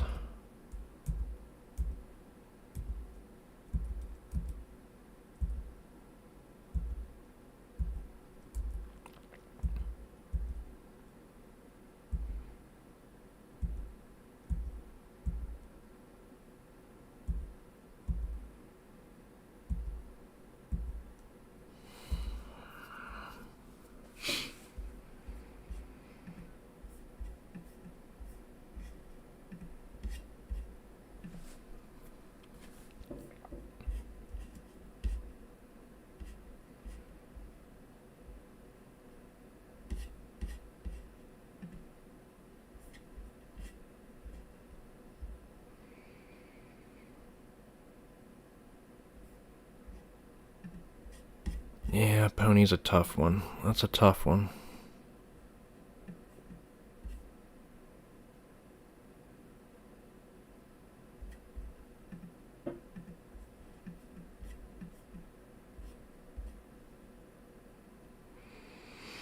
It's a tough one with that buy up right there. The big lower wick.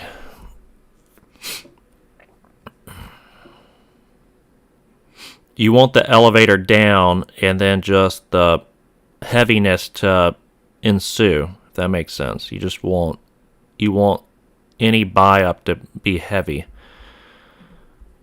It's not entirely what we're seeing yet.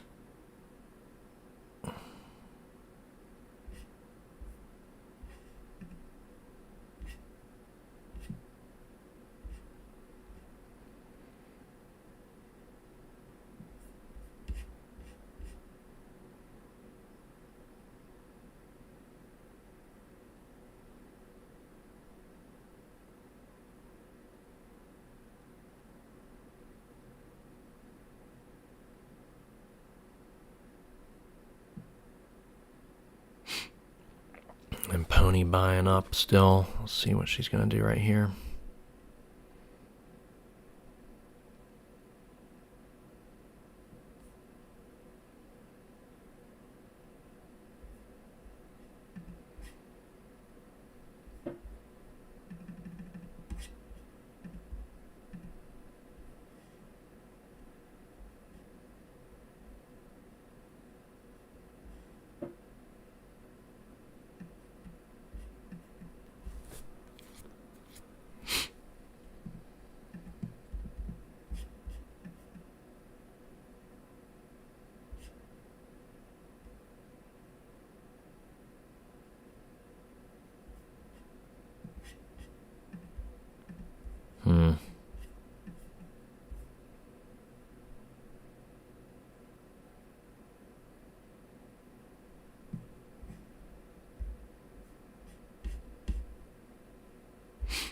Wow. NASS. No bounce there at all. Unbelievable. NASS. That's why I don't like those dead cat bounces. 350 down to 166. Made a new low entirely on its 52 weeks. Actually, 3 years new low. Shorts just making bank there. No covers. No dead cat bounce there at all.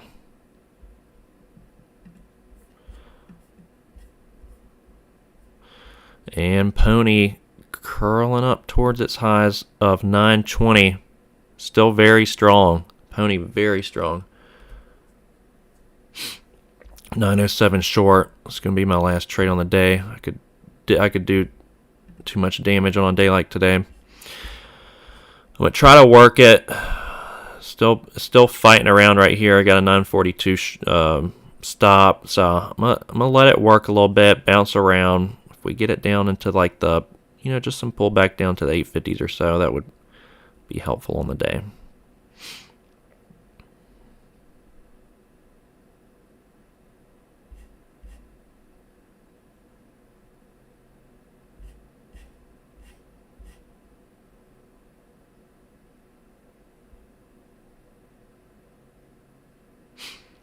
Wow, 830s.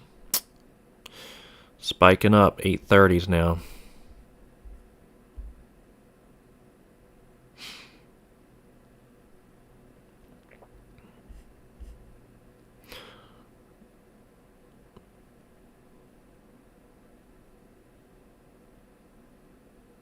Very, very strong is the pony.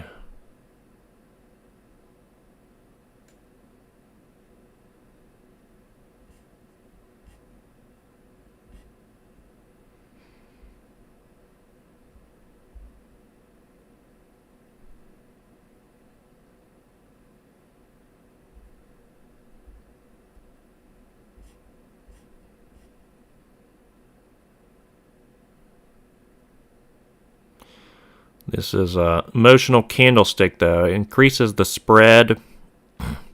You'll notice like a 4, 5, 6 cent spread. A lot of emotions that come into it, stops and whatnot, which sometimes can create the beginning of the end for it. We'll see. What you need if they want to continue sending this thing up, you're going to need an increase in volume and additional longs to start piling into this.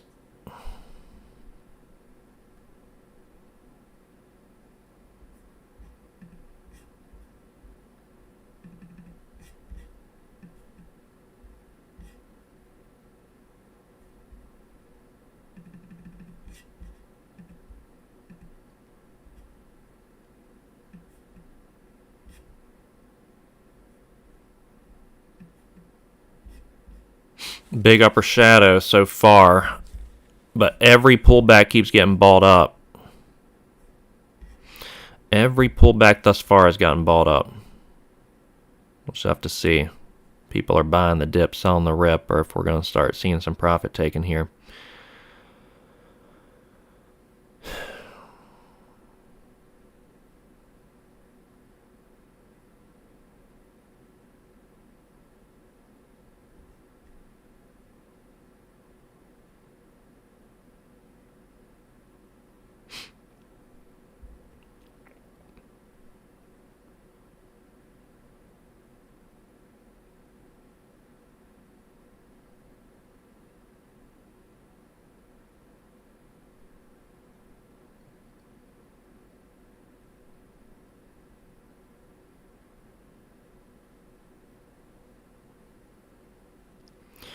This will be it for me on the day. Last trade. Already wasn't feeling the day.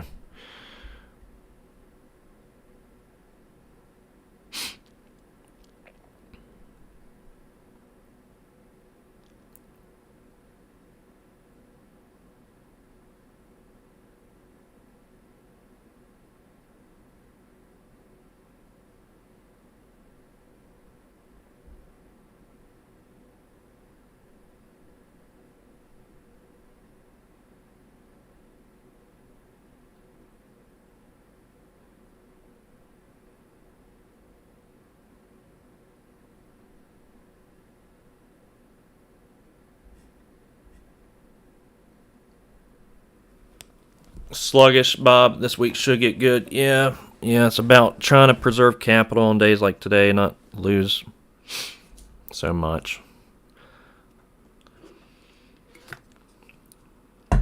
On the days where you don't see very good, clean setups.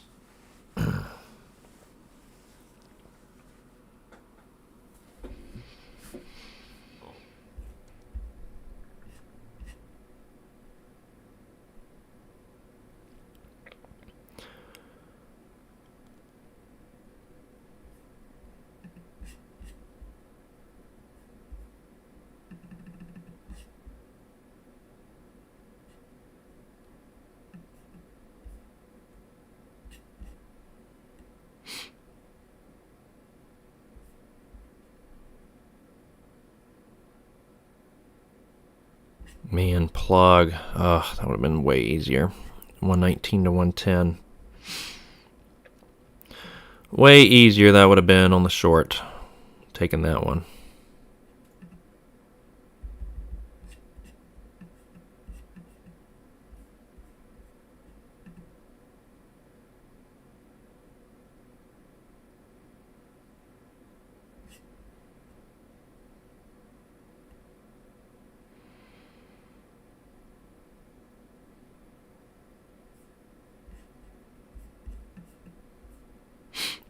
Spike up, consolidation. Spike up, consolidation. She's not done doing that yet. It does not appear. So I'm about to get stopped out. Yep,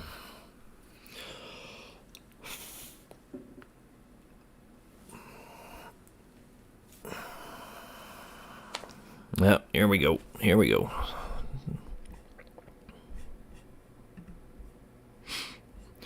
Not going to adjust the stop. It's just a little annoying. Locating these things for $4.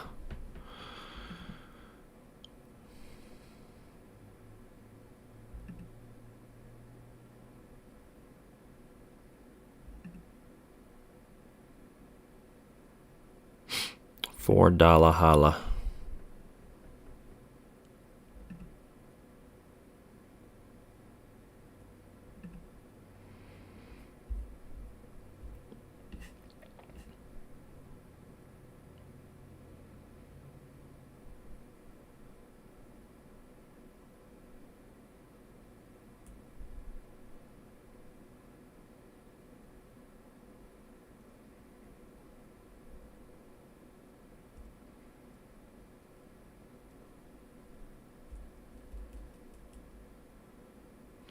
Oh, Fades was with GLMD. I think Isaiah was with you. Good job on that. Good job on that fade, GLMD. Pump and Dump University today. Yeah, and look at NAAS. That's at 149 right now, 150. Went up to 350. Sold all the way back down. 2 points. Pump and Dump University. Unbelievable.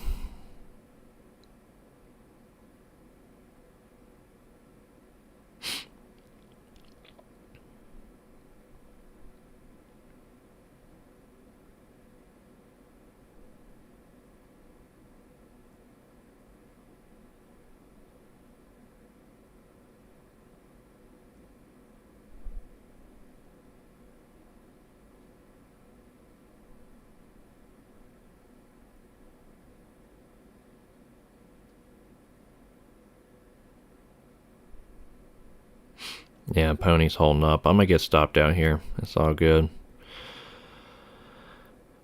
It's all good.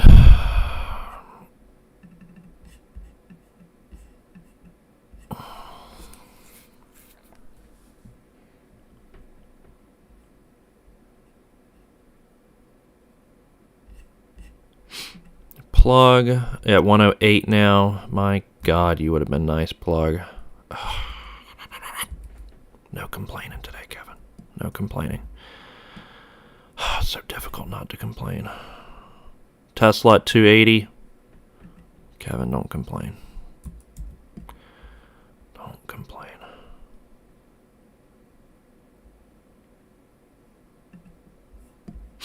Pony with the pullback. Am I still in this? I didn't get stopped out. Back to my average. Can this please be the top 940? Don't buy up off of this bottom trend. I'll stay heavy. It would be a miracle if I actually got even break even on today.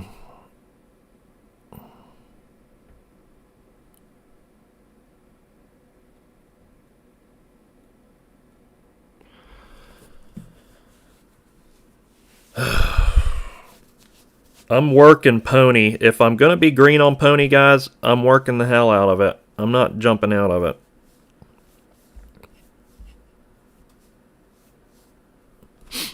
I stay in them too long on the losing side, so I need to stay in too long on the green side. That's pretty much the idea there. If I'm going to work them on the red side, I need to work them on the green side. Well, I went over this morning how Mark Douglas had pointed out a trader that only had a 5% win rate. Literally, he lost 95% of the time, but he was very green, Douglas said. I can't attest to it, but he said he was very green because those 5% of the times that he was green, he let the winners run forever.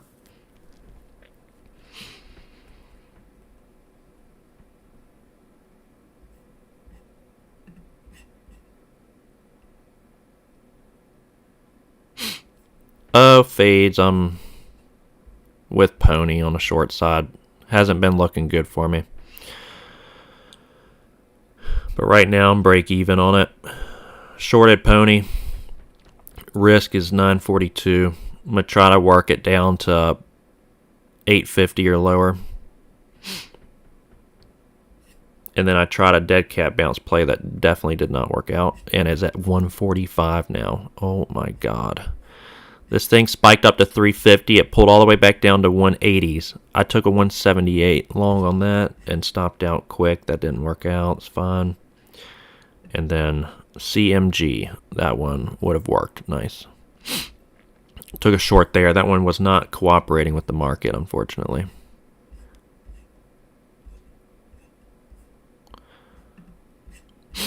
Pony's going to be really annoying if we just elevator down over 40 cents and climb back up to the top.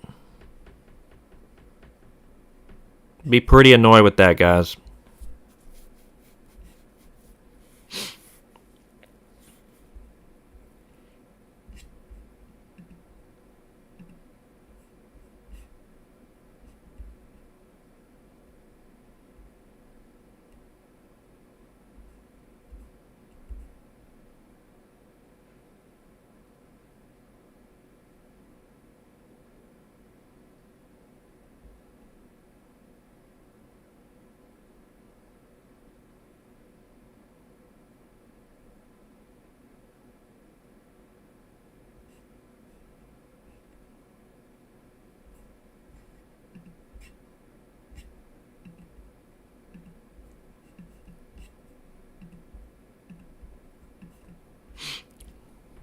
It did tap this bottom trend line, though.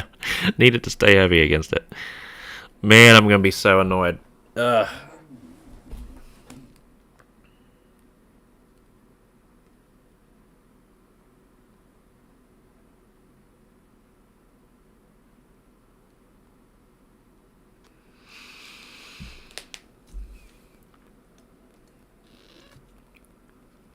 Yeah, that was a beauty for the shorts involved up there that actually let that one work. That was a beauty NAS, but yeah, OMEX was a good short today too. That one $2 was holding up. It's at 165 right now. Nice.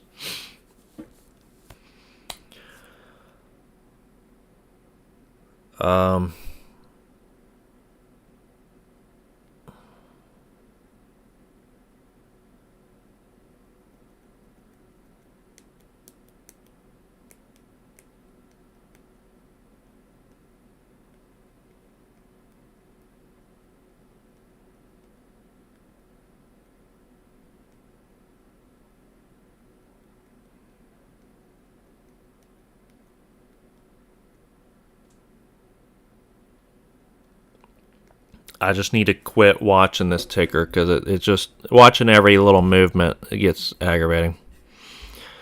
If it's going to stop me out, it's going to stop me out. Otherwise, I'm going to let it work. So no need to sit here and stare at it, really. It's double topping towards Friday's resistance levels. We'll see if that holds up or not. I hate these sell-offs. It elevators down all the way to 890 and then spikes right back up. It's tough. It makes it tough.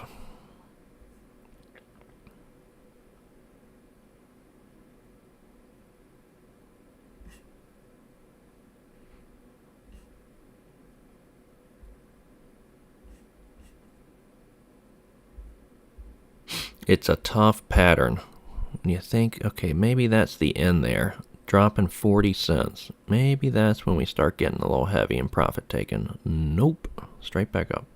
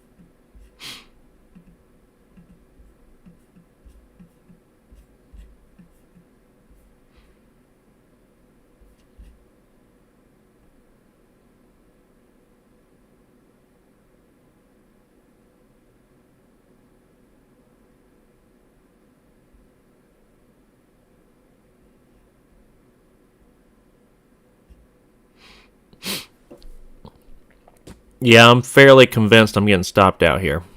But I don't want to take it off because very many times I take it off and then they work out. So I'm just like trying to stick to my risk. But it's popping up right here. Phil, Pony, max loss on the day. There we go.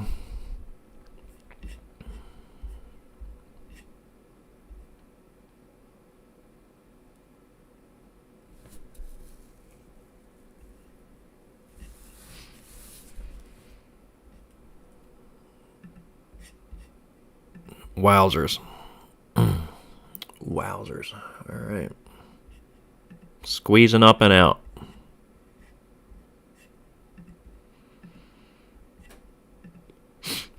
Good thing I can't go on tilt right now.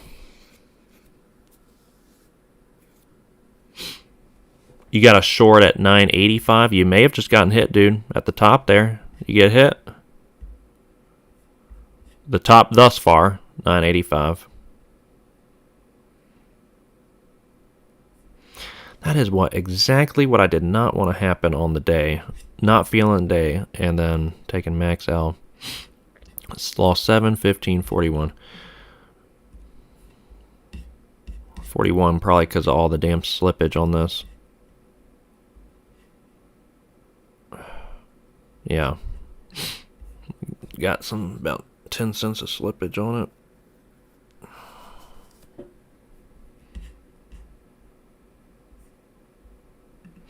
Thoughts on Wolf, WOLF. Yeah, Magic 20's holding up there. But I would not short it because it's got a 65% short interest, WOLF. But 420's holding up so far.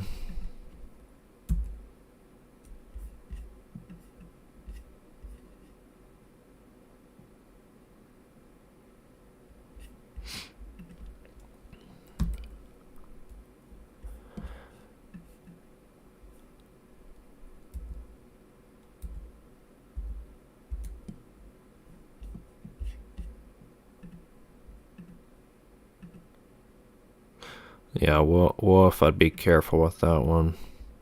I could see her slowly climbing up. There's OMEX for you fades. OMEX looking good. Slow little fade there.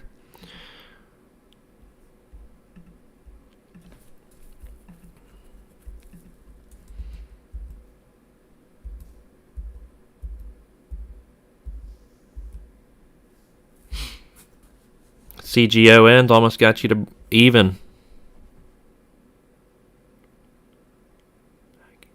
Nice. Yeah, good trade there.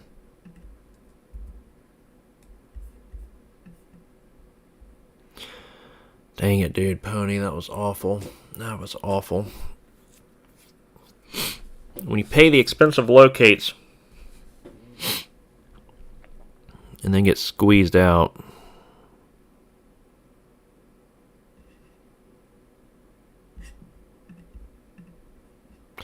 It could be worse if I didn't stop. Could be still stuck in this, so I'll be happy with it, I reckon. Need a big week here, though. Need a big week. And what's today? The 28th, so that means the fees are coming out in a few days. God. Tuesday, Wednesday, yeah, Thursday. Oh, my God. All right. Back is going to be really against the wall.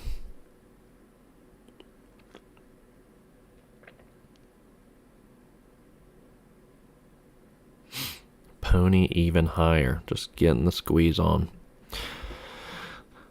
There wasn't a lot of short interest here. Just an AI play getting a lot of hype. I mean, and this move is really surprising. This is the last 3 days with PONY. You don't see this often.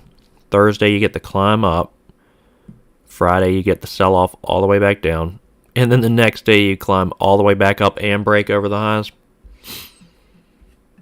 It's not usually a common theme.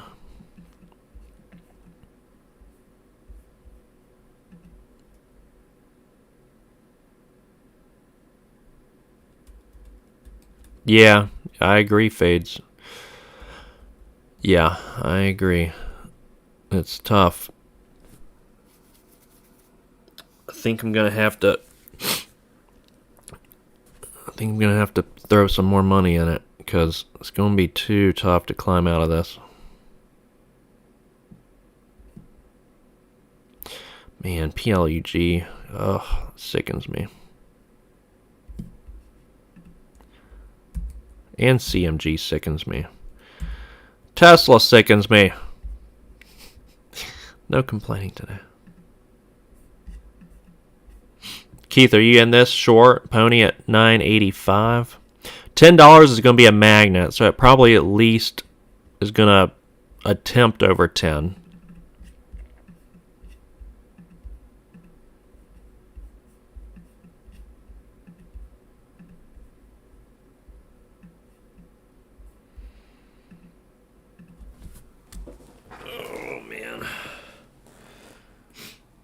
Today could not be more aggravating.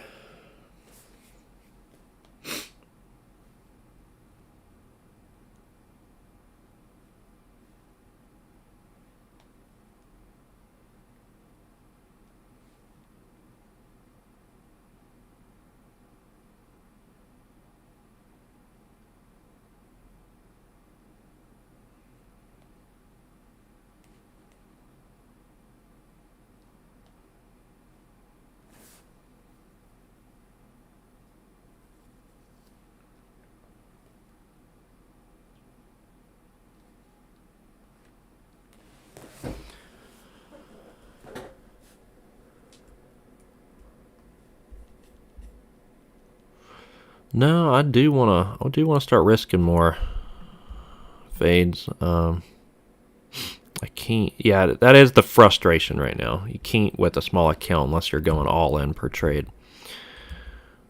It is very aggravating.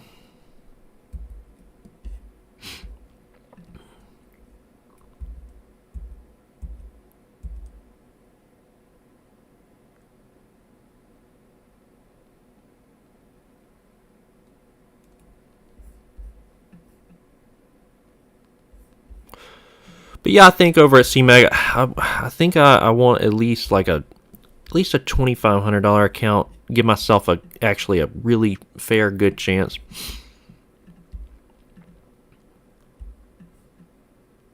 Man, Tesla just, yeah, this is the monster trade I'm talking about, like the 5% guy. Take a short and just let her go.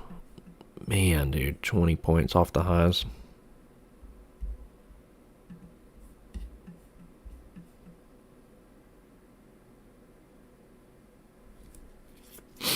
Yeah, Bob, that discipline's tough. Only taking the A plus setups. Yeah, taking the best of the best.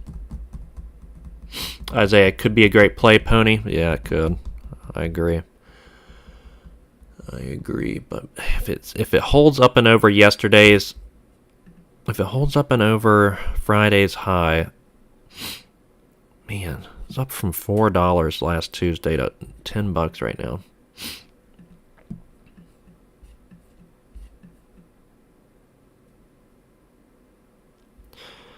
I mean, this is the largest candlestick of the day, so if anybody's short on it right now, it's not a terrible idea. If you are short, if I were you, I would not get scared out necessarily. We have the 800,000 candle wick, probably where my face is on the screen, up into this squeeze that squeezed me and probably other traders out. So that's already happened. $10, it may be a magnet. It may try to pop up and over 10, and what we're going to want to do is see it reject, like have a fake out breakout, get a upper shadow over 10 for confirmation on that.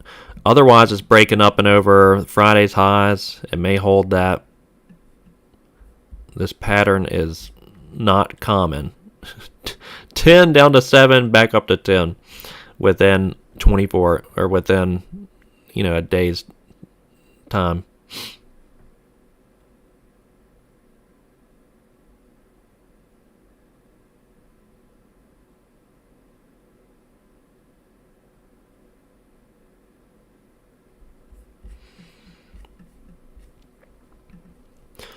Yeah, Fades has been around. He's making some good points here.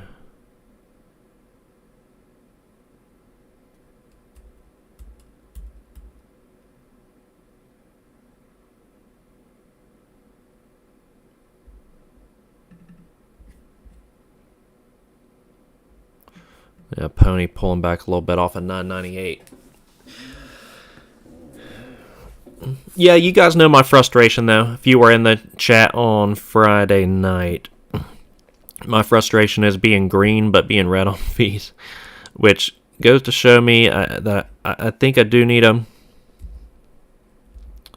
I mean, it's not proving that theory today, but I think I need a larger count to account for that, at least. Because just bleeding fees is not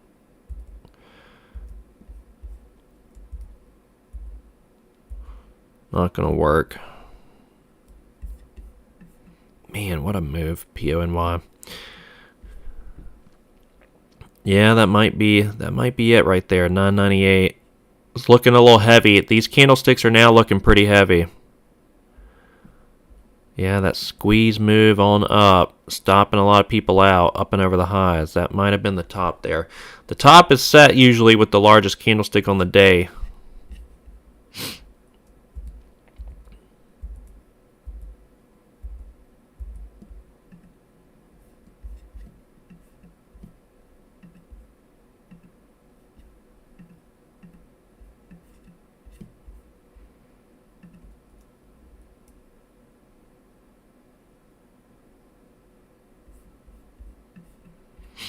Bob, how much do the fees add up to? And then Fade's going to let us know.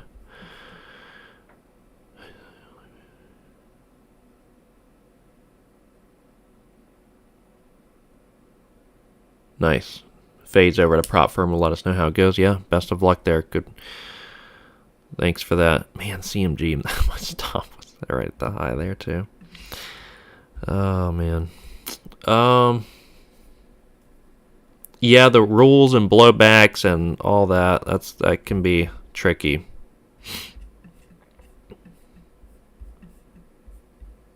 I feel like once you've traded long enough, more rules are gonna just annoy you endlessly. Rules on top of rules.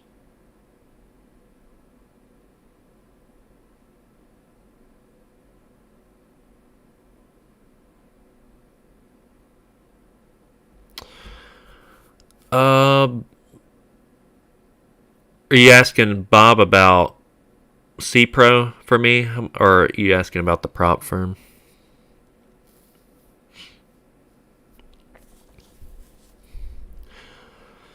I've been on this $1,000 account since sometime in December. So I'm probably averaging like it's $85 a month for the fees, like the platform and market data, and then I'm probably averaging with the locates ECN and commission like $5 to $10 a day.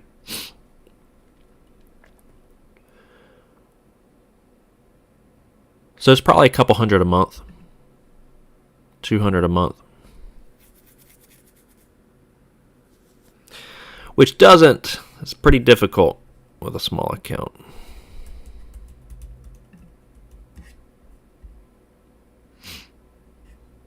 But I'm not dissatisfied in all that I've tweaked and worked on over the last 4 months to just be red on fees. There's been I know when I get the Tesla winner, like when I get that, I'm working it. If like for instance, if Pony would have snapped and sold off, I'm working it. So the winners, I've been getting a lot better at working them. I am taking more losers, so that kind of sucks, but that's part of it. My win rate's going to be lower, but my winners, the ones that do continuously work, are going to be massive.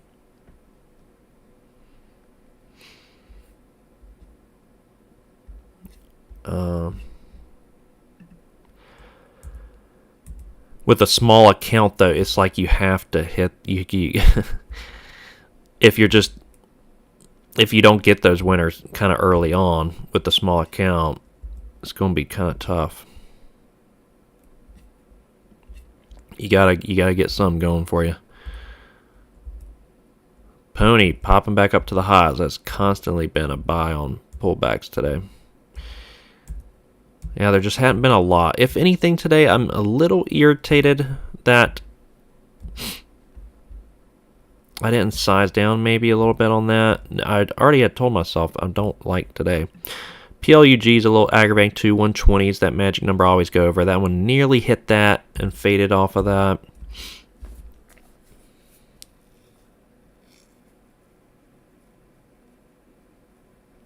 Yeah, Fades experienced that with CPro. Don't trade anything like tickers under $1 are going to be tough. A lot of fees there.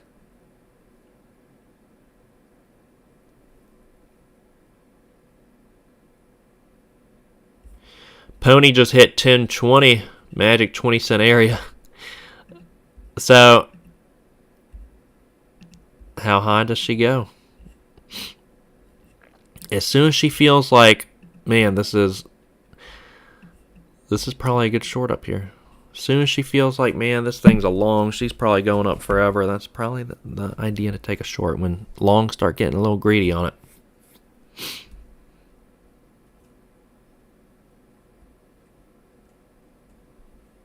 $15-minute volume.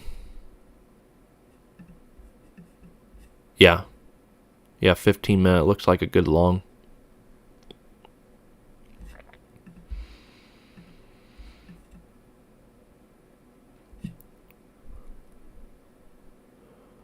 Yeah, I didn't like it when I was in it short. I didn't really like it. I noticed the price action. I'm like, ooh, I don't entirely love this, but it could also be trapping longs, essentially. I'm speaking in. I have seen that before. The action looks really good, then it does snap. Trapping longs. That's kind of trading a bias though, a little bit.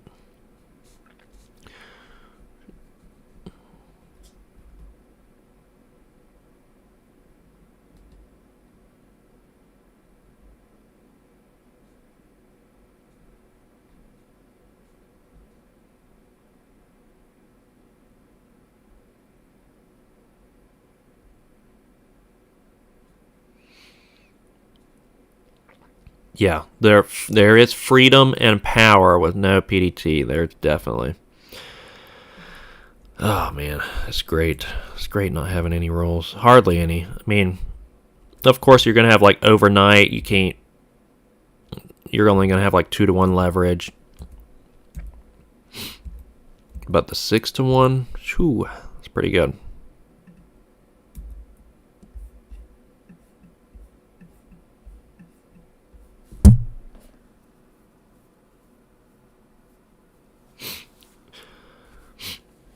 Yeah, Bob, you've done really well at holding. That's one thing you're good at. I guess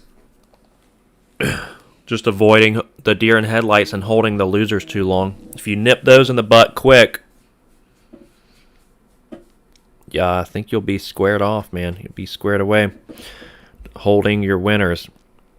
So pony, what was my stop? 1040, 942 I had it at. I got slippage. 948 I got stopped. So look, I've been very disciplined with these stops.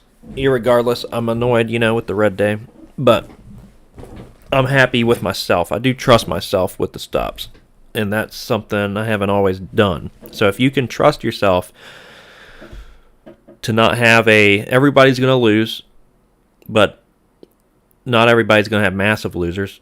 You're going to have L's. But like I posted the other day on the community tab, the secret is not in avoiding losing trades, because you're never going to be able to do that. The secret is to not lose a large, because you can't avoid that. You're never going to be able to avoid losers entirely.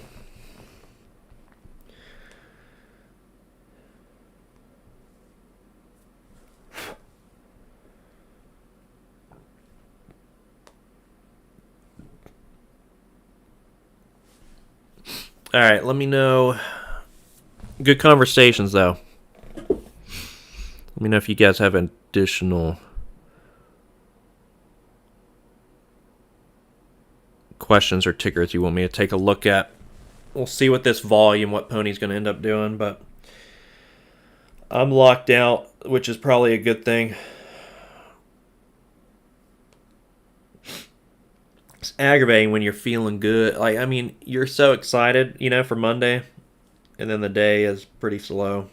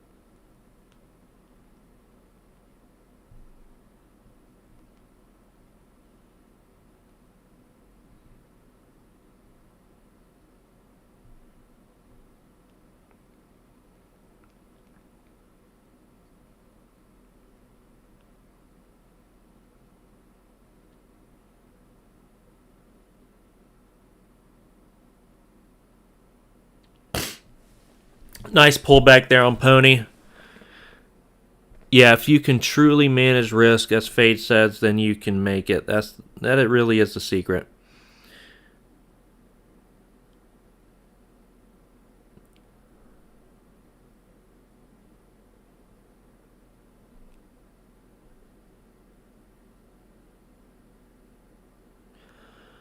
Not a sexy conversation, but it's the one that has to be had. Or if you can like not have expectations, which is really hard, it's really hard. Like take your setups, but try to avoid having expectations on the tickers.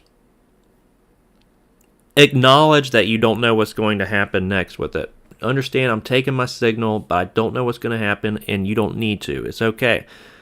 You only need to if you have expectations of this individual ticker working out and you're oversized or over leveraged. But otherwise, you're trading the sum. And you're not focusing too much on one individual trade. I'm telling you that because I've blown up plenty of times, like looking at the ponies of the world and be like, I'm going all in on this trade. I love the setup. And no. No matter how much you love a setup, acknowledge you don't know what's going to happen. You have a hunch, an inkling, it's your edge, a signal, but you have to try. It's tough, Bob, to have no expectations because it is a very tough thing to do. It's necessary, but consider why it is so tough. When you're newer and you're trying to develop an edge, or that combined experience is going to provide you the hunch necessary for taking your signal. Kind of a prerequisite for that is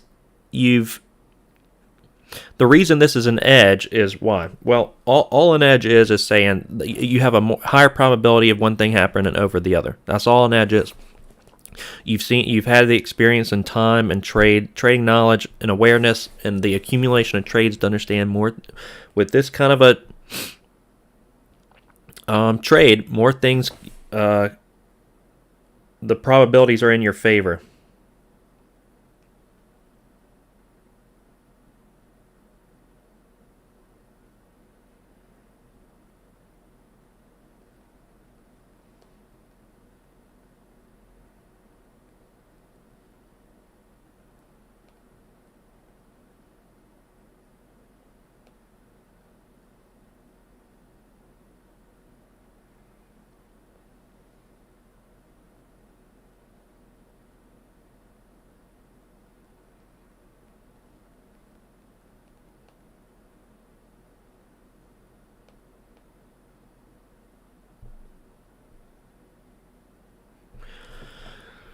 Oh, sorry, I'm sending a message.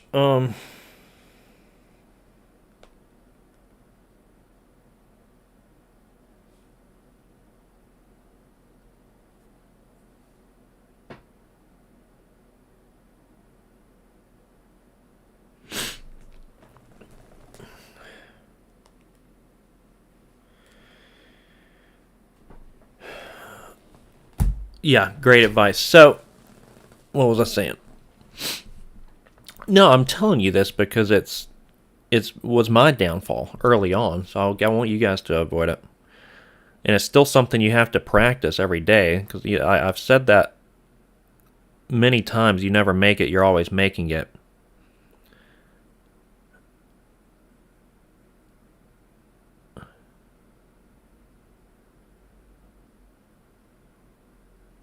That's a good one too. Fades. We make rules for ourselves or follow someone else's. Yeah, that's not good either. Or follow somebody else's edge, which I've tried all this. It doesn't work. You have to learn to trust yourself, not trust somebody else's edge or system or their trades, because you don't know their risk management. You have different sizing, perhaps. It's not going to work out. You're not going to have confidence in yourself or your system. Trying to follow somebody else's rules or guidelines.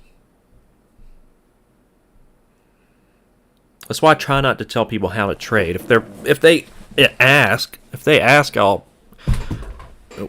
I'll share my thoughts. But otherwise, I'm not going to offer unsolicited advice towards somebody else's system because it's not my system.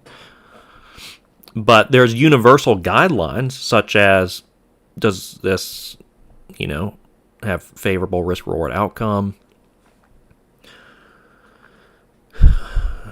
Do you have a stop set? Are you utilizing mental stop? See, mental stop here on Pony would have hurt very bad because we spiked up towards $10 very quick. So despite my slippage, having I actually really like having hard stops. I don't know what you guys think about that, but the hard stops saved me a lot.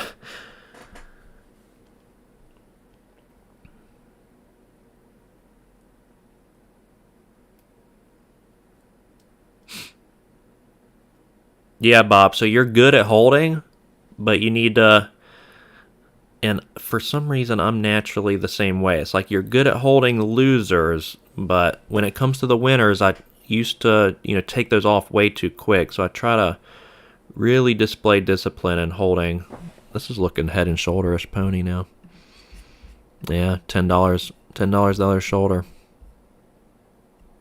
$10 the other shoulder here, Pony. But again, like in times past, here's where I would mess up. I would trade the guarantee here. I blew up doing that. Trading a guarantee rather than a probability. Like, okay, this is a decent looking setup. It's made a euphoric move. It's got a little head and shoulders forming, but it doesn't have to work. Maybe it has a higher probability of it happening over not, but it doesn't have to work. And then I would short this and be like, it has to work. And we shoot up to like $12. So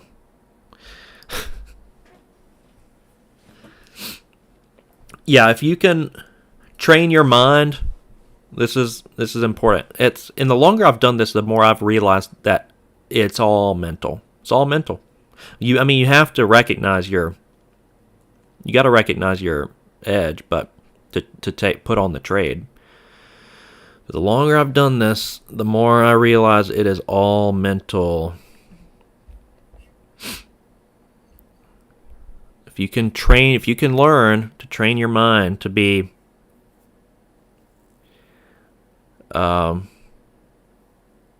really to have no expectations, the struggle is going to cease to exist.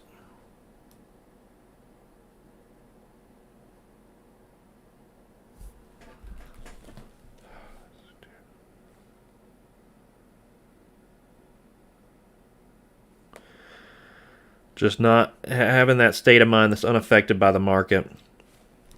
But yeah, write this down. If you guys are writing things down, you're probably trading. I don't know why y'all are still listening to me yap.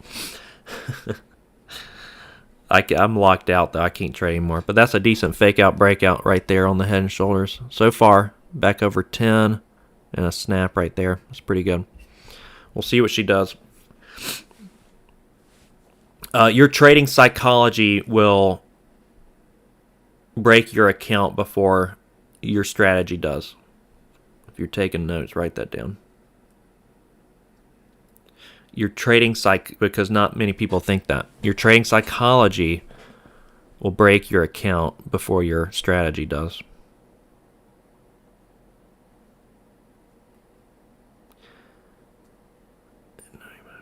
Yeah, and Bob, it's difficult to have no emotions. Maybe impossible. I don't know. For me, it's probably impossible. I think I would have surpassed that by now. I don't know. I haven't heard of many people not having any emotions. I mean, to have no emotions, you're just gonna have to. You would have to size down to a point that is so insignificant to you, you generally don't care what's going to happen. So maybe that way to eliminate emotions, but otherwise you have emotions, but you just know how to respond to them. You learn to understand what they're telling you. So when I see Pony spiking up, when I first start trading, I'd say, and it would have worked out on this trade. So it's actually a pretty good example. I would have learned the wrong lesson here. I would have seen this spiking up and would have said, I don't want to miss out here. Let me buy high and hope higher. And I would have been rewarded for it here in this example. And that would have been very bad. A green trade doesn't necessarily mean it's a good trade. Because then you learn the wrong lessons and you apply that to the next trade. You don't have your risk management in place and you blow up. You hold and hope. You turn into a long-term investor, bag holder. Deer in headlights.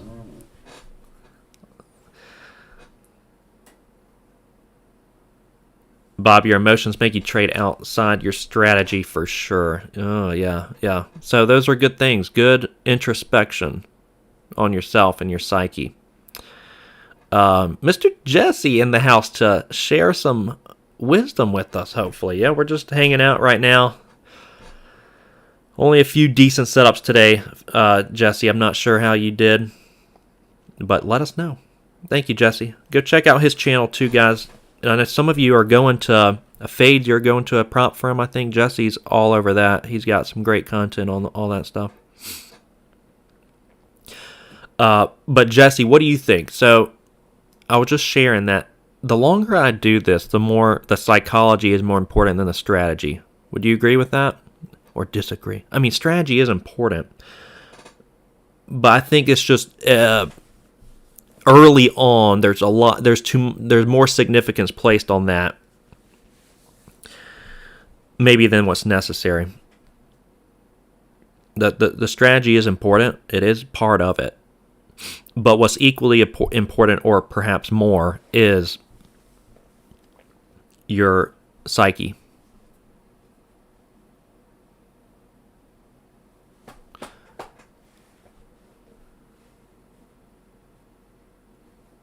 Yes. Nice, Jesse. Okay. Yeah. It's an interesting place to be, isn't it?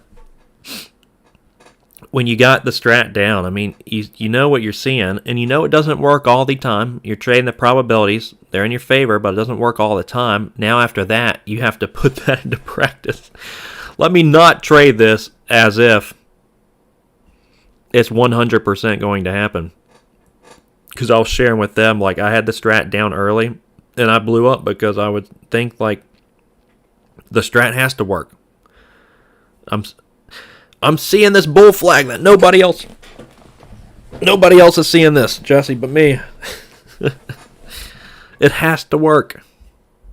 It is 100% guarantee to work, this strategy, this edge. Fades. Another thing I've started doing is downsizing. If I'm not at my computer, I would hold.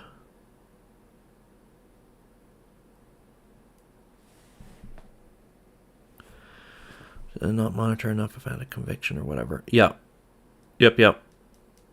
See, these are good things you learn as you progress.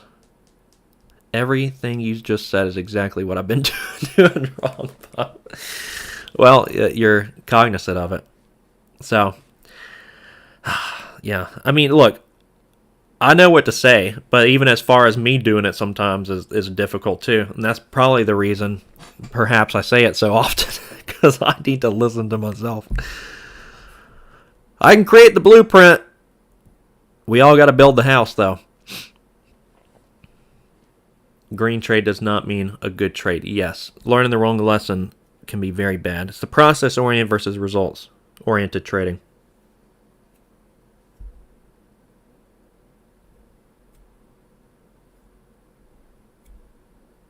Yeah, Jesse nailed it. If you're new, focus strategy. If you have a proven strategy, just now you got to focus mental. Focus mental. That is the hard part. So, especially like today, Jesse, I pretty much stopped out of everything. And that's very aggravating. Well, 3 trades I took, stopped out, 2 small, 1 a little larger. But the thing is, Jesse, you tell me the same thing, because you have red trades too. You're never going to eliminate the red trades, but you can eliminate the large red trades, right? That's what you can eliminate. So that's what I try to teach. And once you can get to a place where you can trust yourself with doing that, with having the discipline to do that, letting your winners work for you, not just the losers, but stopping out your losers well, that's had profound implications, I think, at least on my confidence when entering the trading day. Because I know I'm not gonna. I know I'm not gonna blow up. I say that, and then what's around the corner? I'm very confident in the fact that I'm gonna be disciplined with the trades. Once you get to that place with your trading, I think it has profound implications on your bottom line performance. Y'all probably don't want to see my fat head on here. Let me go back live. If there's a ticker you want me to look at too, let me know. I'm just kind of hanging out with the crew at this point. Red day here, but we move on to tomorrow. Jesse, let's say you blow up when you think it's 100%, then you oversize, get stopped, then revenge trade, and poof. Oh my God, yes. It's like that. It's exactly that process too. That's why, this felt like an aggravating amateur thing, Jesse, that I had to do on this small account early on, but I placed a max stop on it after realizing how easy it is for me to go on tilt. I was kind of disappointed with myself. I'm like, wow, Kevin, you easily go on tilt. And I probably would have done it today too. So I'm like, well, I got to put the guardrails up on that so I don't do that and revenge trade. Yeah, so I took a fine stop on Pony. I was short here. I took a fine stop, but my one of my downfalls is, and you don't want to create downhill habits with your downfalls, is I probably would have been like, it's looking better now. Taking a short there again on it.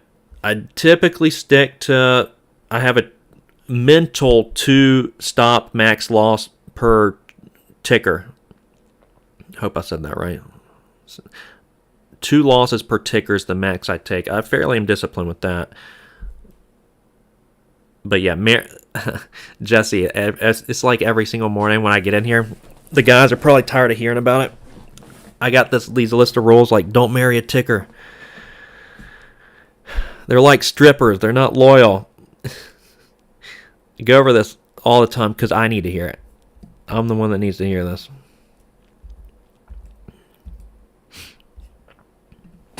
But guys, yeah, let us know. I try to go over my downfalls often because I don't want to see you guys messing up. Plug. Ugh. Painful.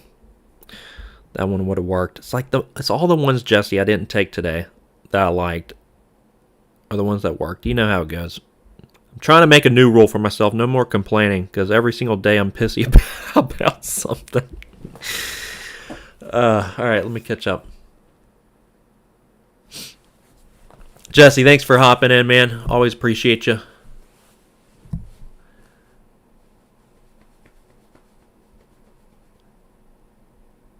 Kayvon, he would argue mental should be focused on first. Huh.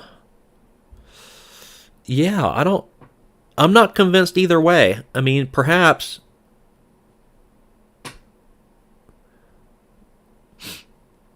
Yeah, perhaps you're right. If you get that down first, everybody focuses on strategy first and like recognizing patterns and whatnot. I think it's just like the natural progression of it. It's difficult when you have no idea what a candlestick is to focus on mental, But perhaps you're correct.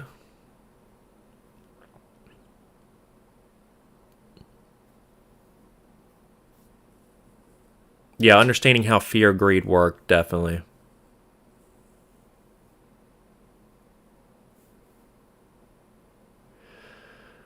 You have to not lose big. Once you lose big, you overstep rules, emotions get involved. Yeah, and you start feeling that, Bob. So that's one of the things, like where you were saying you got to eliminate emotions. I don't know. I'm not sure if they get eliminated entirely. I just know what they're telling me. So maybe for some people, emotions get eliminated. I don't know. But for me, they've never been eliminated. So today on Pony, when I stopped out, I knew my emotions were telling me, I knew my emotions were heightened. And when they're heightened, you make irrational decisions, right? Your judgment is clouded. When your judgment's clouded, and this is, look, this is like something that applies in life too. This applies in life. I feel the emotions brewing maybe you get in a heated argument, and oftentimes I just try to pause. I just try to pause and reflect. I'm like, okay, my emotions are telling me to get mad, the fight or flight kind of thing. Try to sit back, take a breath and say, what are my emotions telling me? And I think trading has helped me with that as far as life goes. I'm like, my emotions are telling me to argue because why? Because I want to win the argument, yada yada. And these days, the older you get, I'm like, I don't care about winning arguments anymore. You tell me 2 + 2 = 20. I'm like, whatever, cool. Have a nice day. So you just recognize what the emotions are telling you, right? So in Pony, I knew, I'm like, oh, I took a big L there. I want it back. The emotion of like not wanting to be wrong, right? That bleeds into that too. So you have those 4 emotions that we cover quite often. So you don't want to be red. That's an emotion. Don't want to be wrong. And man, this Pony, Head and Shoulders. And then I see this. You start seeing mirages too. I've done that. I've done that too. I'm like, oh. Look, I was so patient all morning, not liking anything that I'm seeing, really.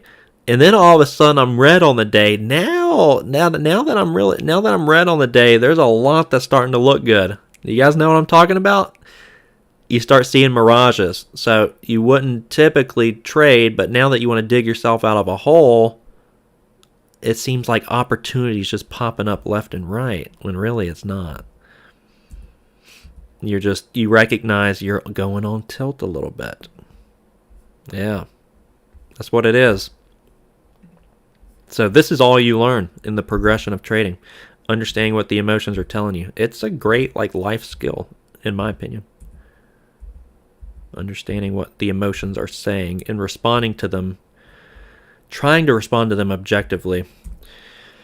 Fades work. You work that OMEX short. That's a nice play.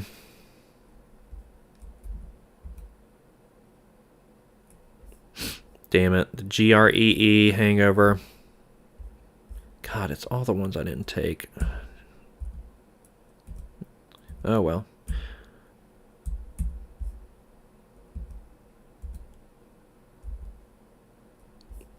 Pony, Head and Shoulders, cracking that trend a little bit, looking good.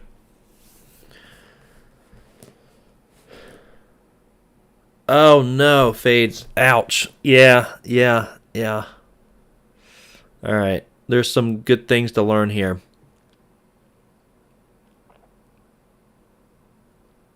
Fades blew a 25,000 CMAG account. What Jesse said, some stupid stock went parabolic and liquidated me for 25,000. Then I look back in the afternoon and my trade would have been green. Oh. Yeah, those are painful.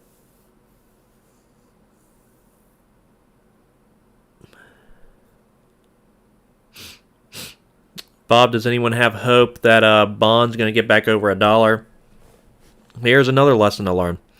If you include the word hope in your sentence, you probably should just get out of it. I'll just throw that in there for free. I mean, I know you've been holding it for so long at this point, but yeah. So with this account, Bob, you're going to be disciplined. I believe in you.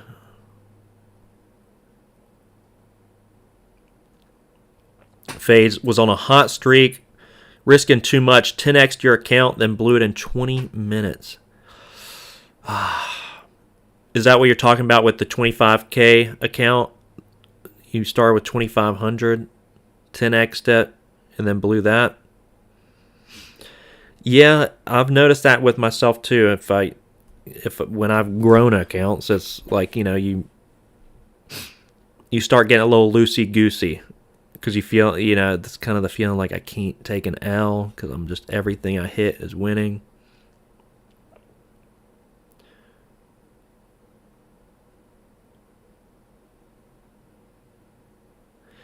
Revenge and get back trading's never good. Keith's still trying to short Pony.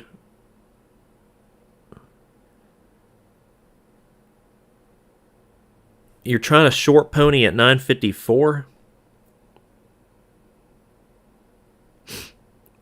No, what? Keith, that might be a long. If you have an order at 954, you'd already be filled on the short side. If you have a short order out on Pony, not a bad area to risk is high a day if you're trying to get involved with this here.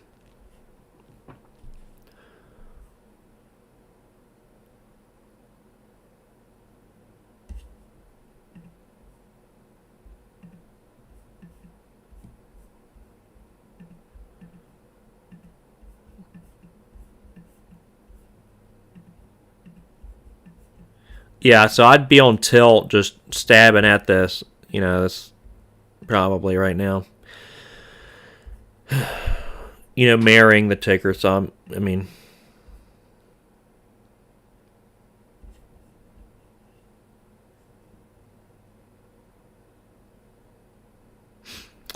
sometimes it's a good thing when I get maxed out.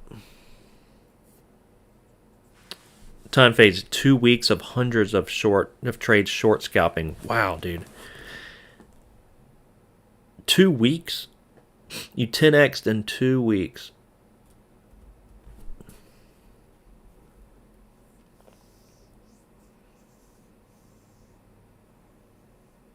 Then washed away on one-off black sheep. Pumped over your risk. Shoot, dude. Keith always would blow up before the obvious move. Yeah, that's happened to me too. You think you're being patient with it, and then the blow off top happens as you're getting liquidated into it, and then it elevator downs fades.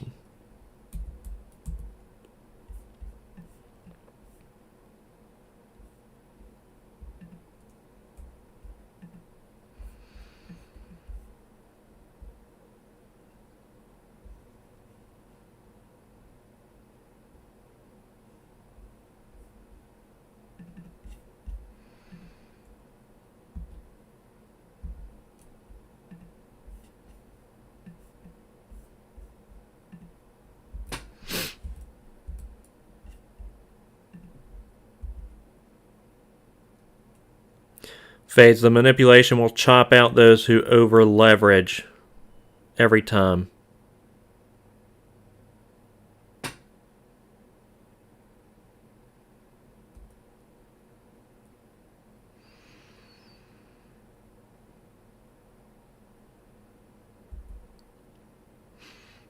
You were devastated, wrecked your psyche for a while. It was a tough, tough lesson.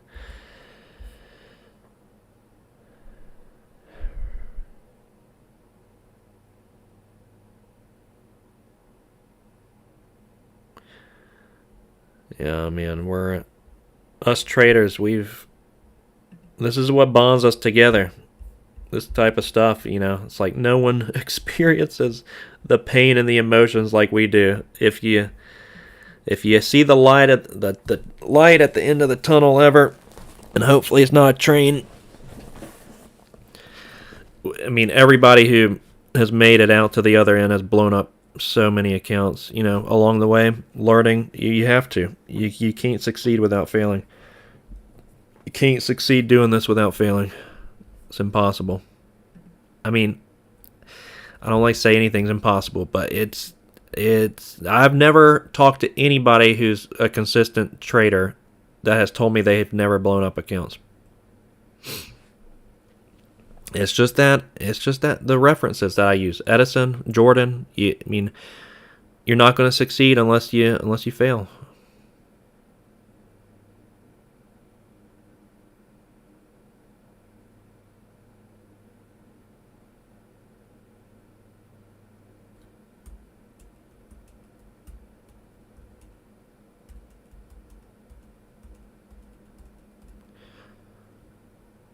I get that emotion, Bob. With BON.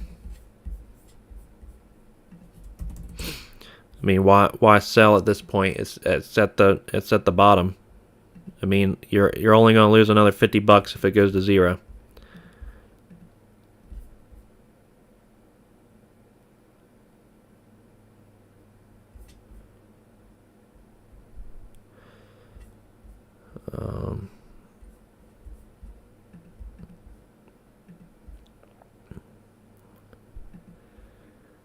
But yeah, this thing's gonna, probably get delisted. If it stays under $1 for 6 months, it's gonna go to an OTC. In which case, I don't entirely know what implication that's gonna have for you. Pony. Heavy, heavy, heavy.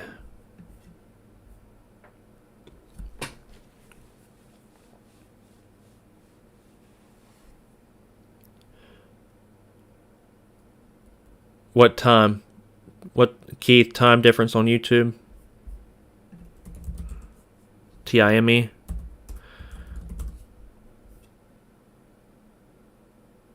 What's the time difference here?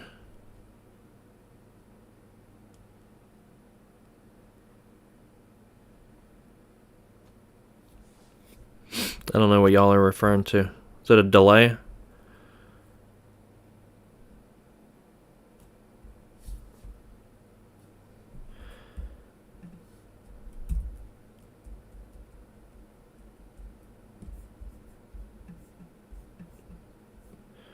Every time PONY looks like a good short.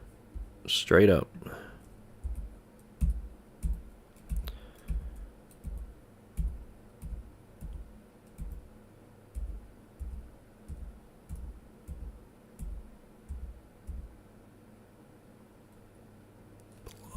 Oh, PLUG.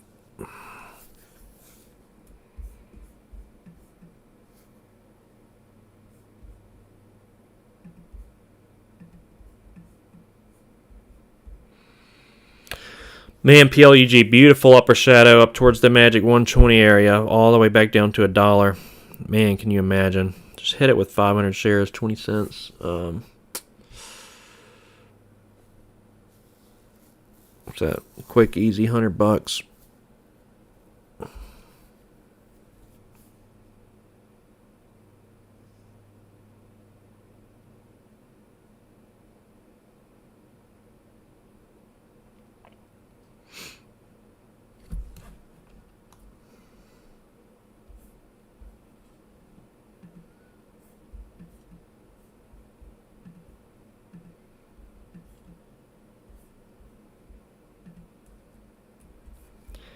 Man, CMG literally waited till then.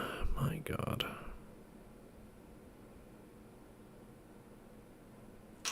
Man. So the easy day would have been taking the short, having the short on CMG, maybe waiting for the entry there, plug as well, and then Tesla. Those three. Small losers along the way. Man, you remember we pulled Tesla up, though, right here? Tesla was sold off 10 points, and we're like, man, that was a miss. Well, it's 15 points off of us saying that was a miss. Clearly, more opportunity there on this bear flag.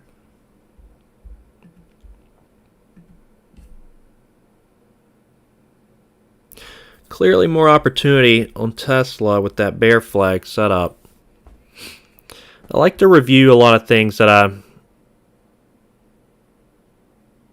missed out on, just to put that into my mental repertoire, however you say that. So I feel like I don't miss it the following day, but market selling off quite a bit today.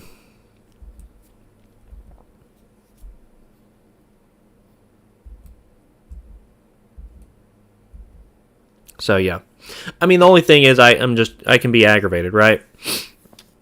Took a few L's.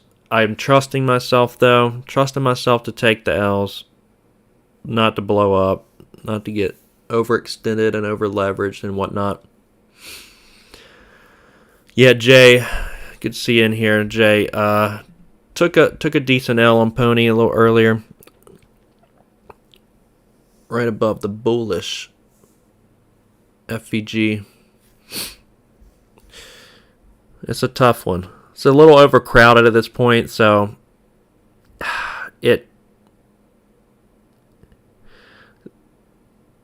because there's not a lot else holding their gains.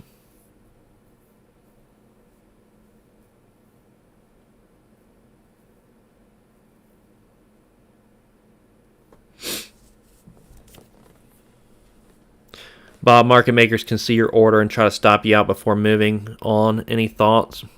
Yeah, I've heard some floor traders discuss that before, and actual market makers. They always allude to the fact that that's not what's going on, but I don't entirely trust it either.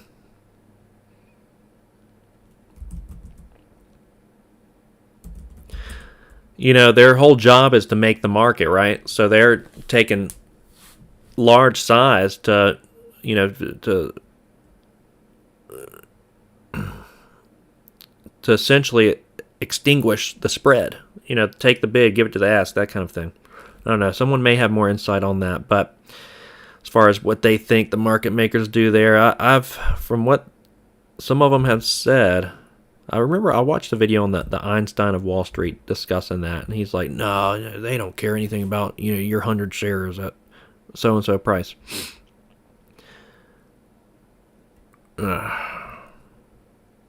It feels that way, doesn't it? That there is manipulation towards, you know, anytime you set a stop, it almost feels like the taker's coming right for it. It's coming right for it.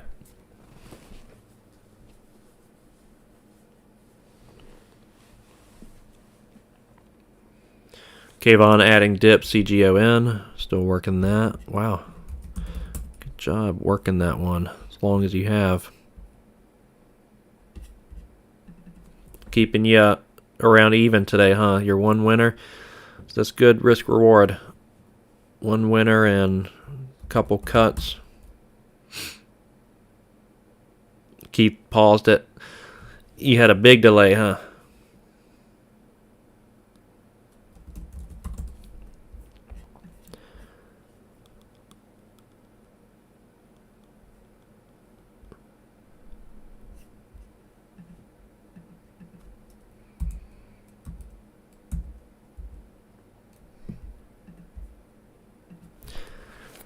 Yeah, I don't know, guys. I think I'm gonna throw another G on this account to mitigate those fees. I just don't, unless I get like a big winner coming up here soon. I'm not swinging for a home run. I'm just saying, you know, taking my edge and letting it work. Unless I get a decent couple days going, this is just going to be tough. With the fees coming out too Thursday, man, it's going to be tough. I'm not opposed to the toughness. I want to prove to myself I can do it.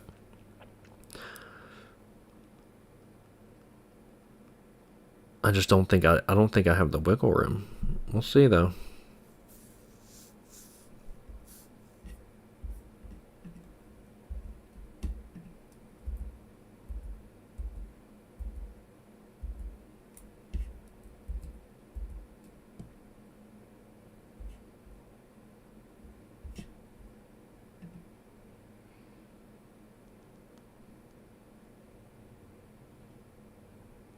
Fades depends on how big of a fish you are. Okay.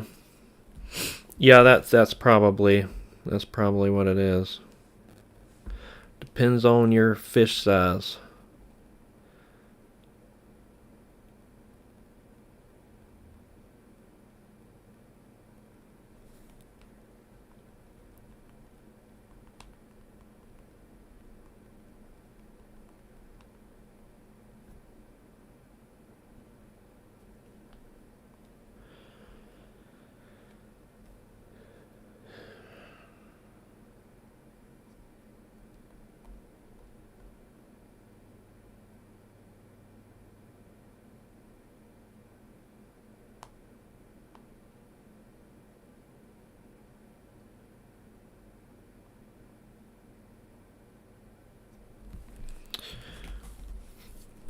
Yeah, anything you guys want? I mean, Pony's probably got so many longs and shorts on it. It's probably just going to chop around. Be a difficult one to trade. Anything you guys want me to take a look at here? Oh my god, dude. I cannot be in. Guys, I need one of these for the account. I need one of these, like 2 of these. Take the short, 1050, 3-point sell-off all day. God, there were several of those today.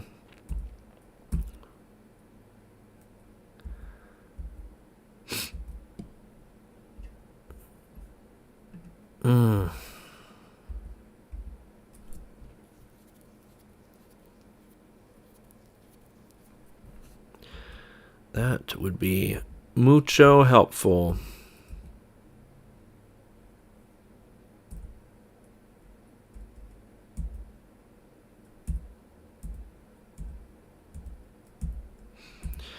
There ain't a sheet going on, though. Nothing really going on. Yeah, pony, man, that's too tough. That's too tough. Back up over 10.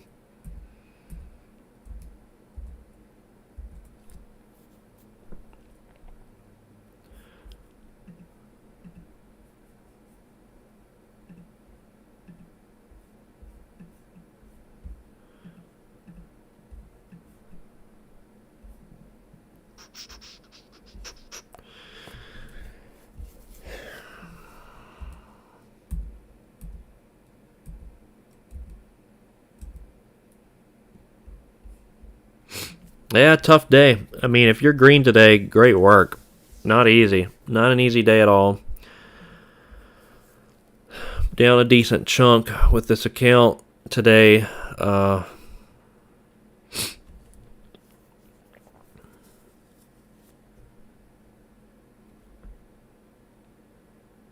Hey, Fades, I feel like you have some...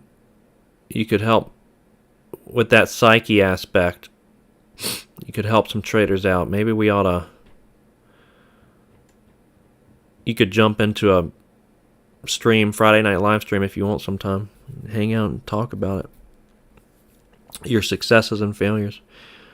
It's up to you. No pressure.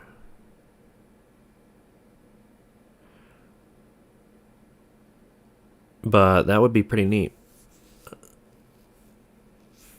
Some of these newer traders could benefit from that. Yeah, live to trade another day. Don't want one day to define the trading career, neither one ticker. One ticker, one trade, one trading day should never define the trading career.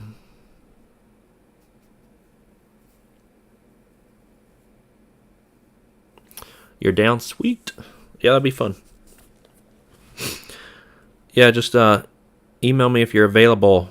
I don't know. I'm probably doing a Friday night live stream this Friday. It was going to be on the... This might be a perfect conversation for Friday night. The Traders Anonymous. Let me see. Let me look at the calendar and make sure Friday night... Yeah, Friday night's good here. Yeah, just let me know. I'll be on Friday night if you want to jump in.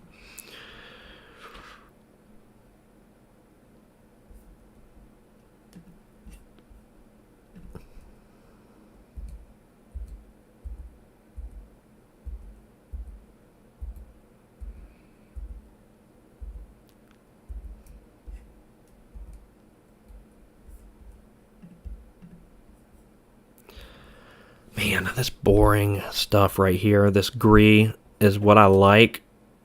I know a lot of traders want to, like, the reason for it is I love these shorts. I love these slow shorts like this. It's a hangover. This is exactly a hangover. And there was about 15 to 20 cents to make there. So not bad. Man, I love those slow plays. What I need to do, if I can get a sizable account going again, what I like to do is be involved again in like 4 or 5 tickers. Like stab at a few hangovers in the morning. Set the risk. Set the risk, set the reward. Some of them maybe MLGO head and shoulders and sell off 3 points. Some of them stop me out for tight risk. But you're just involving yourself in some decent hands. And that helps me to not marry anything and get too involved in it like I probably would on Pony.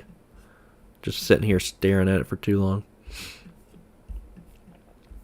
Yeah, I think I'm about to grab some luncho, guys. Some lunch, and I'm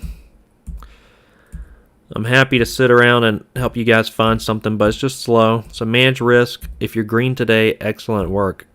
Very good. That's a sign of that you're on the right track. Let's put it that way. Today was not entirely easy. Why do I have to look at this one again too? Saber. Ugh. Sickens me.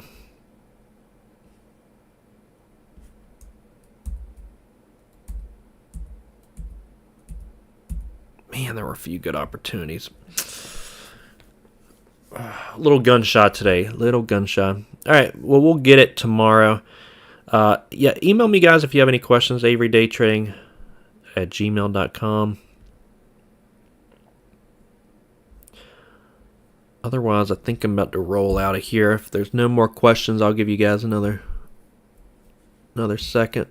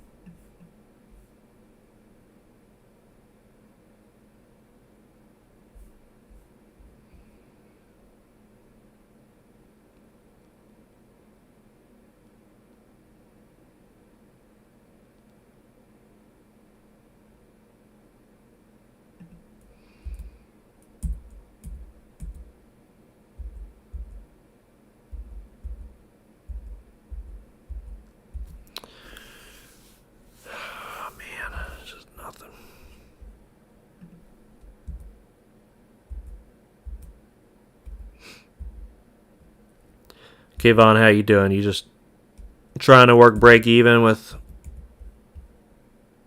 CGO in right now? Working a winner, that's good. Even if you're red today, that's good. Just stopping out your losers and attempting to size into a winner. So good. That is a good thing to do regardless of what happens.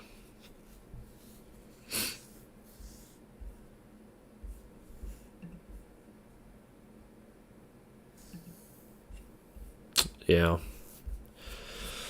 Yep. Gotcha.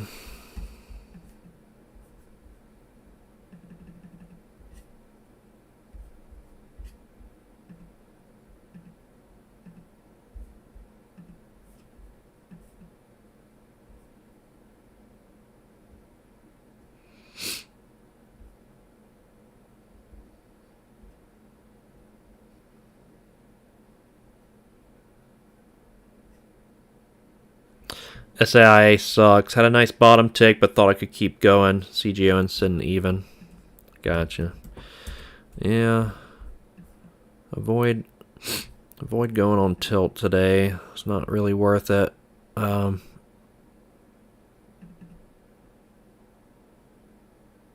You've had a really good couple weeks. But SAIA definitely could curl around here. We'll see. Especially if the market tries to find its feet a little bit, too.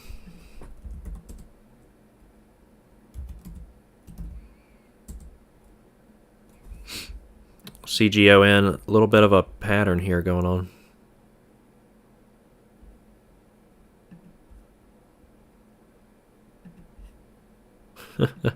Thank you, doctor.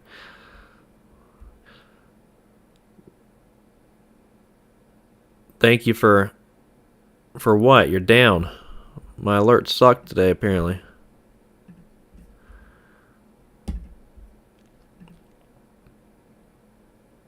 Good. Hard stops. Good.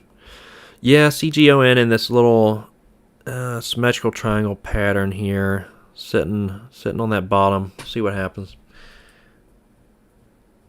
Only risk an entire account. Yeah. Man.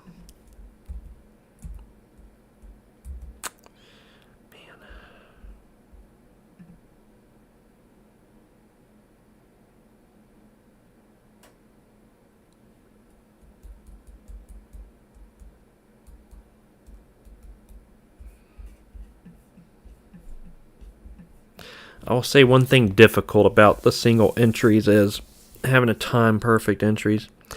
Like this SABR, I would have not mind hitting it at 280, but knowing my risk was 320.30, I'm way too far off of it. In this case, it would have worked out, but if you start it, it's like, well, maybe 282 is going to be the top. Okay, so let's size in. Let's say 1,000 share position, you're going to go 250, maybe 250, and then 500 up there. But again, that's what some traders do. I know it increases your win rate overall, and it's not a bad idea. It just, it doesn't work for me too well.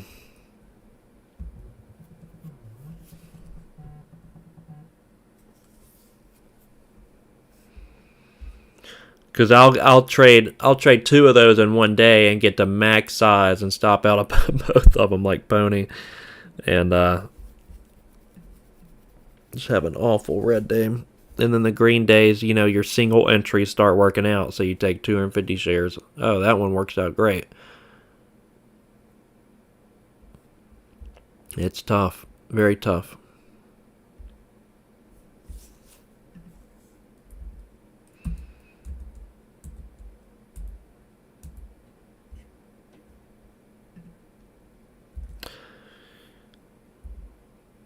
Man, yeah, a few good ops, but otherwise not too much today. All right, traders, thank you guys for tuning in. We'll find some green tomorrow.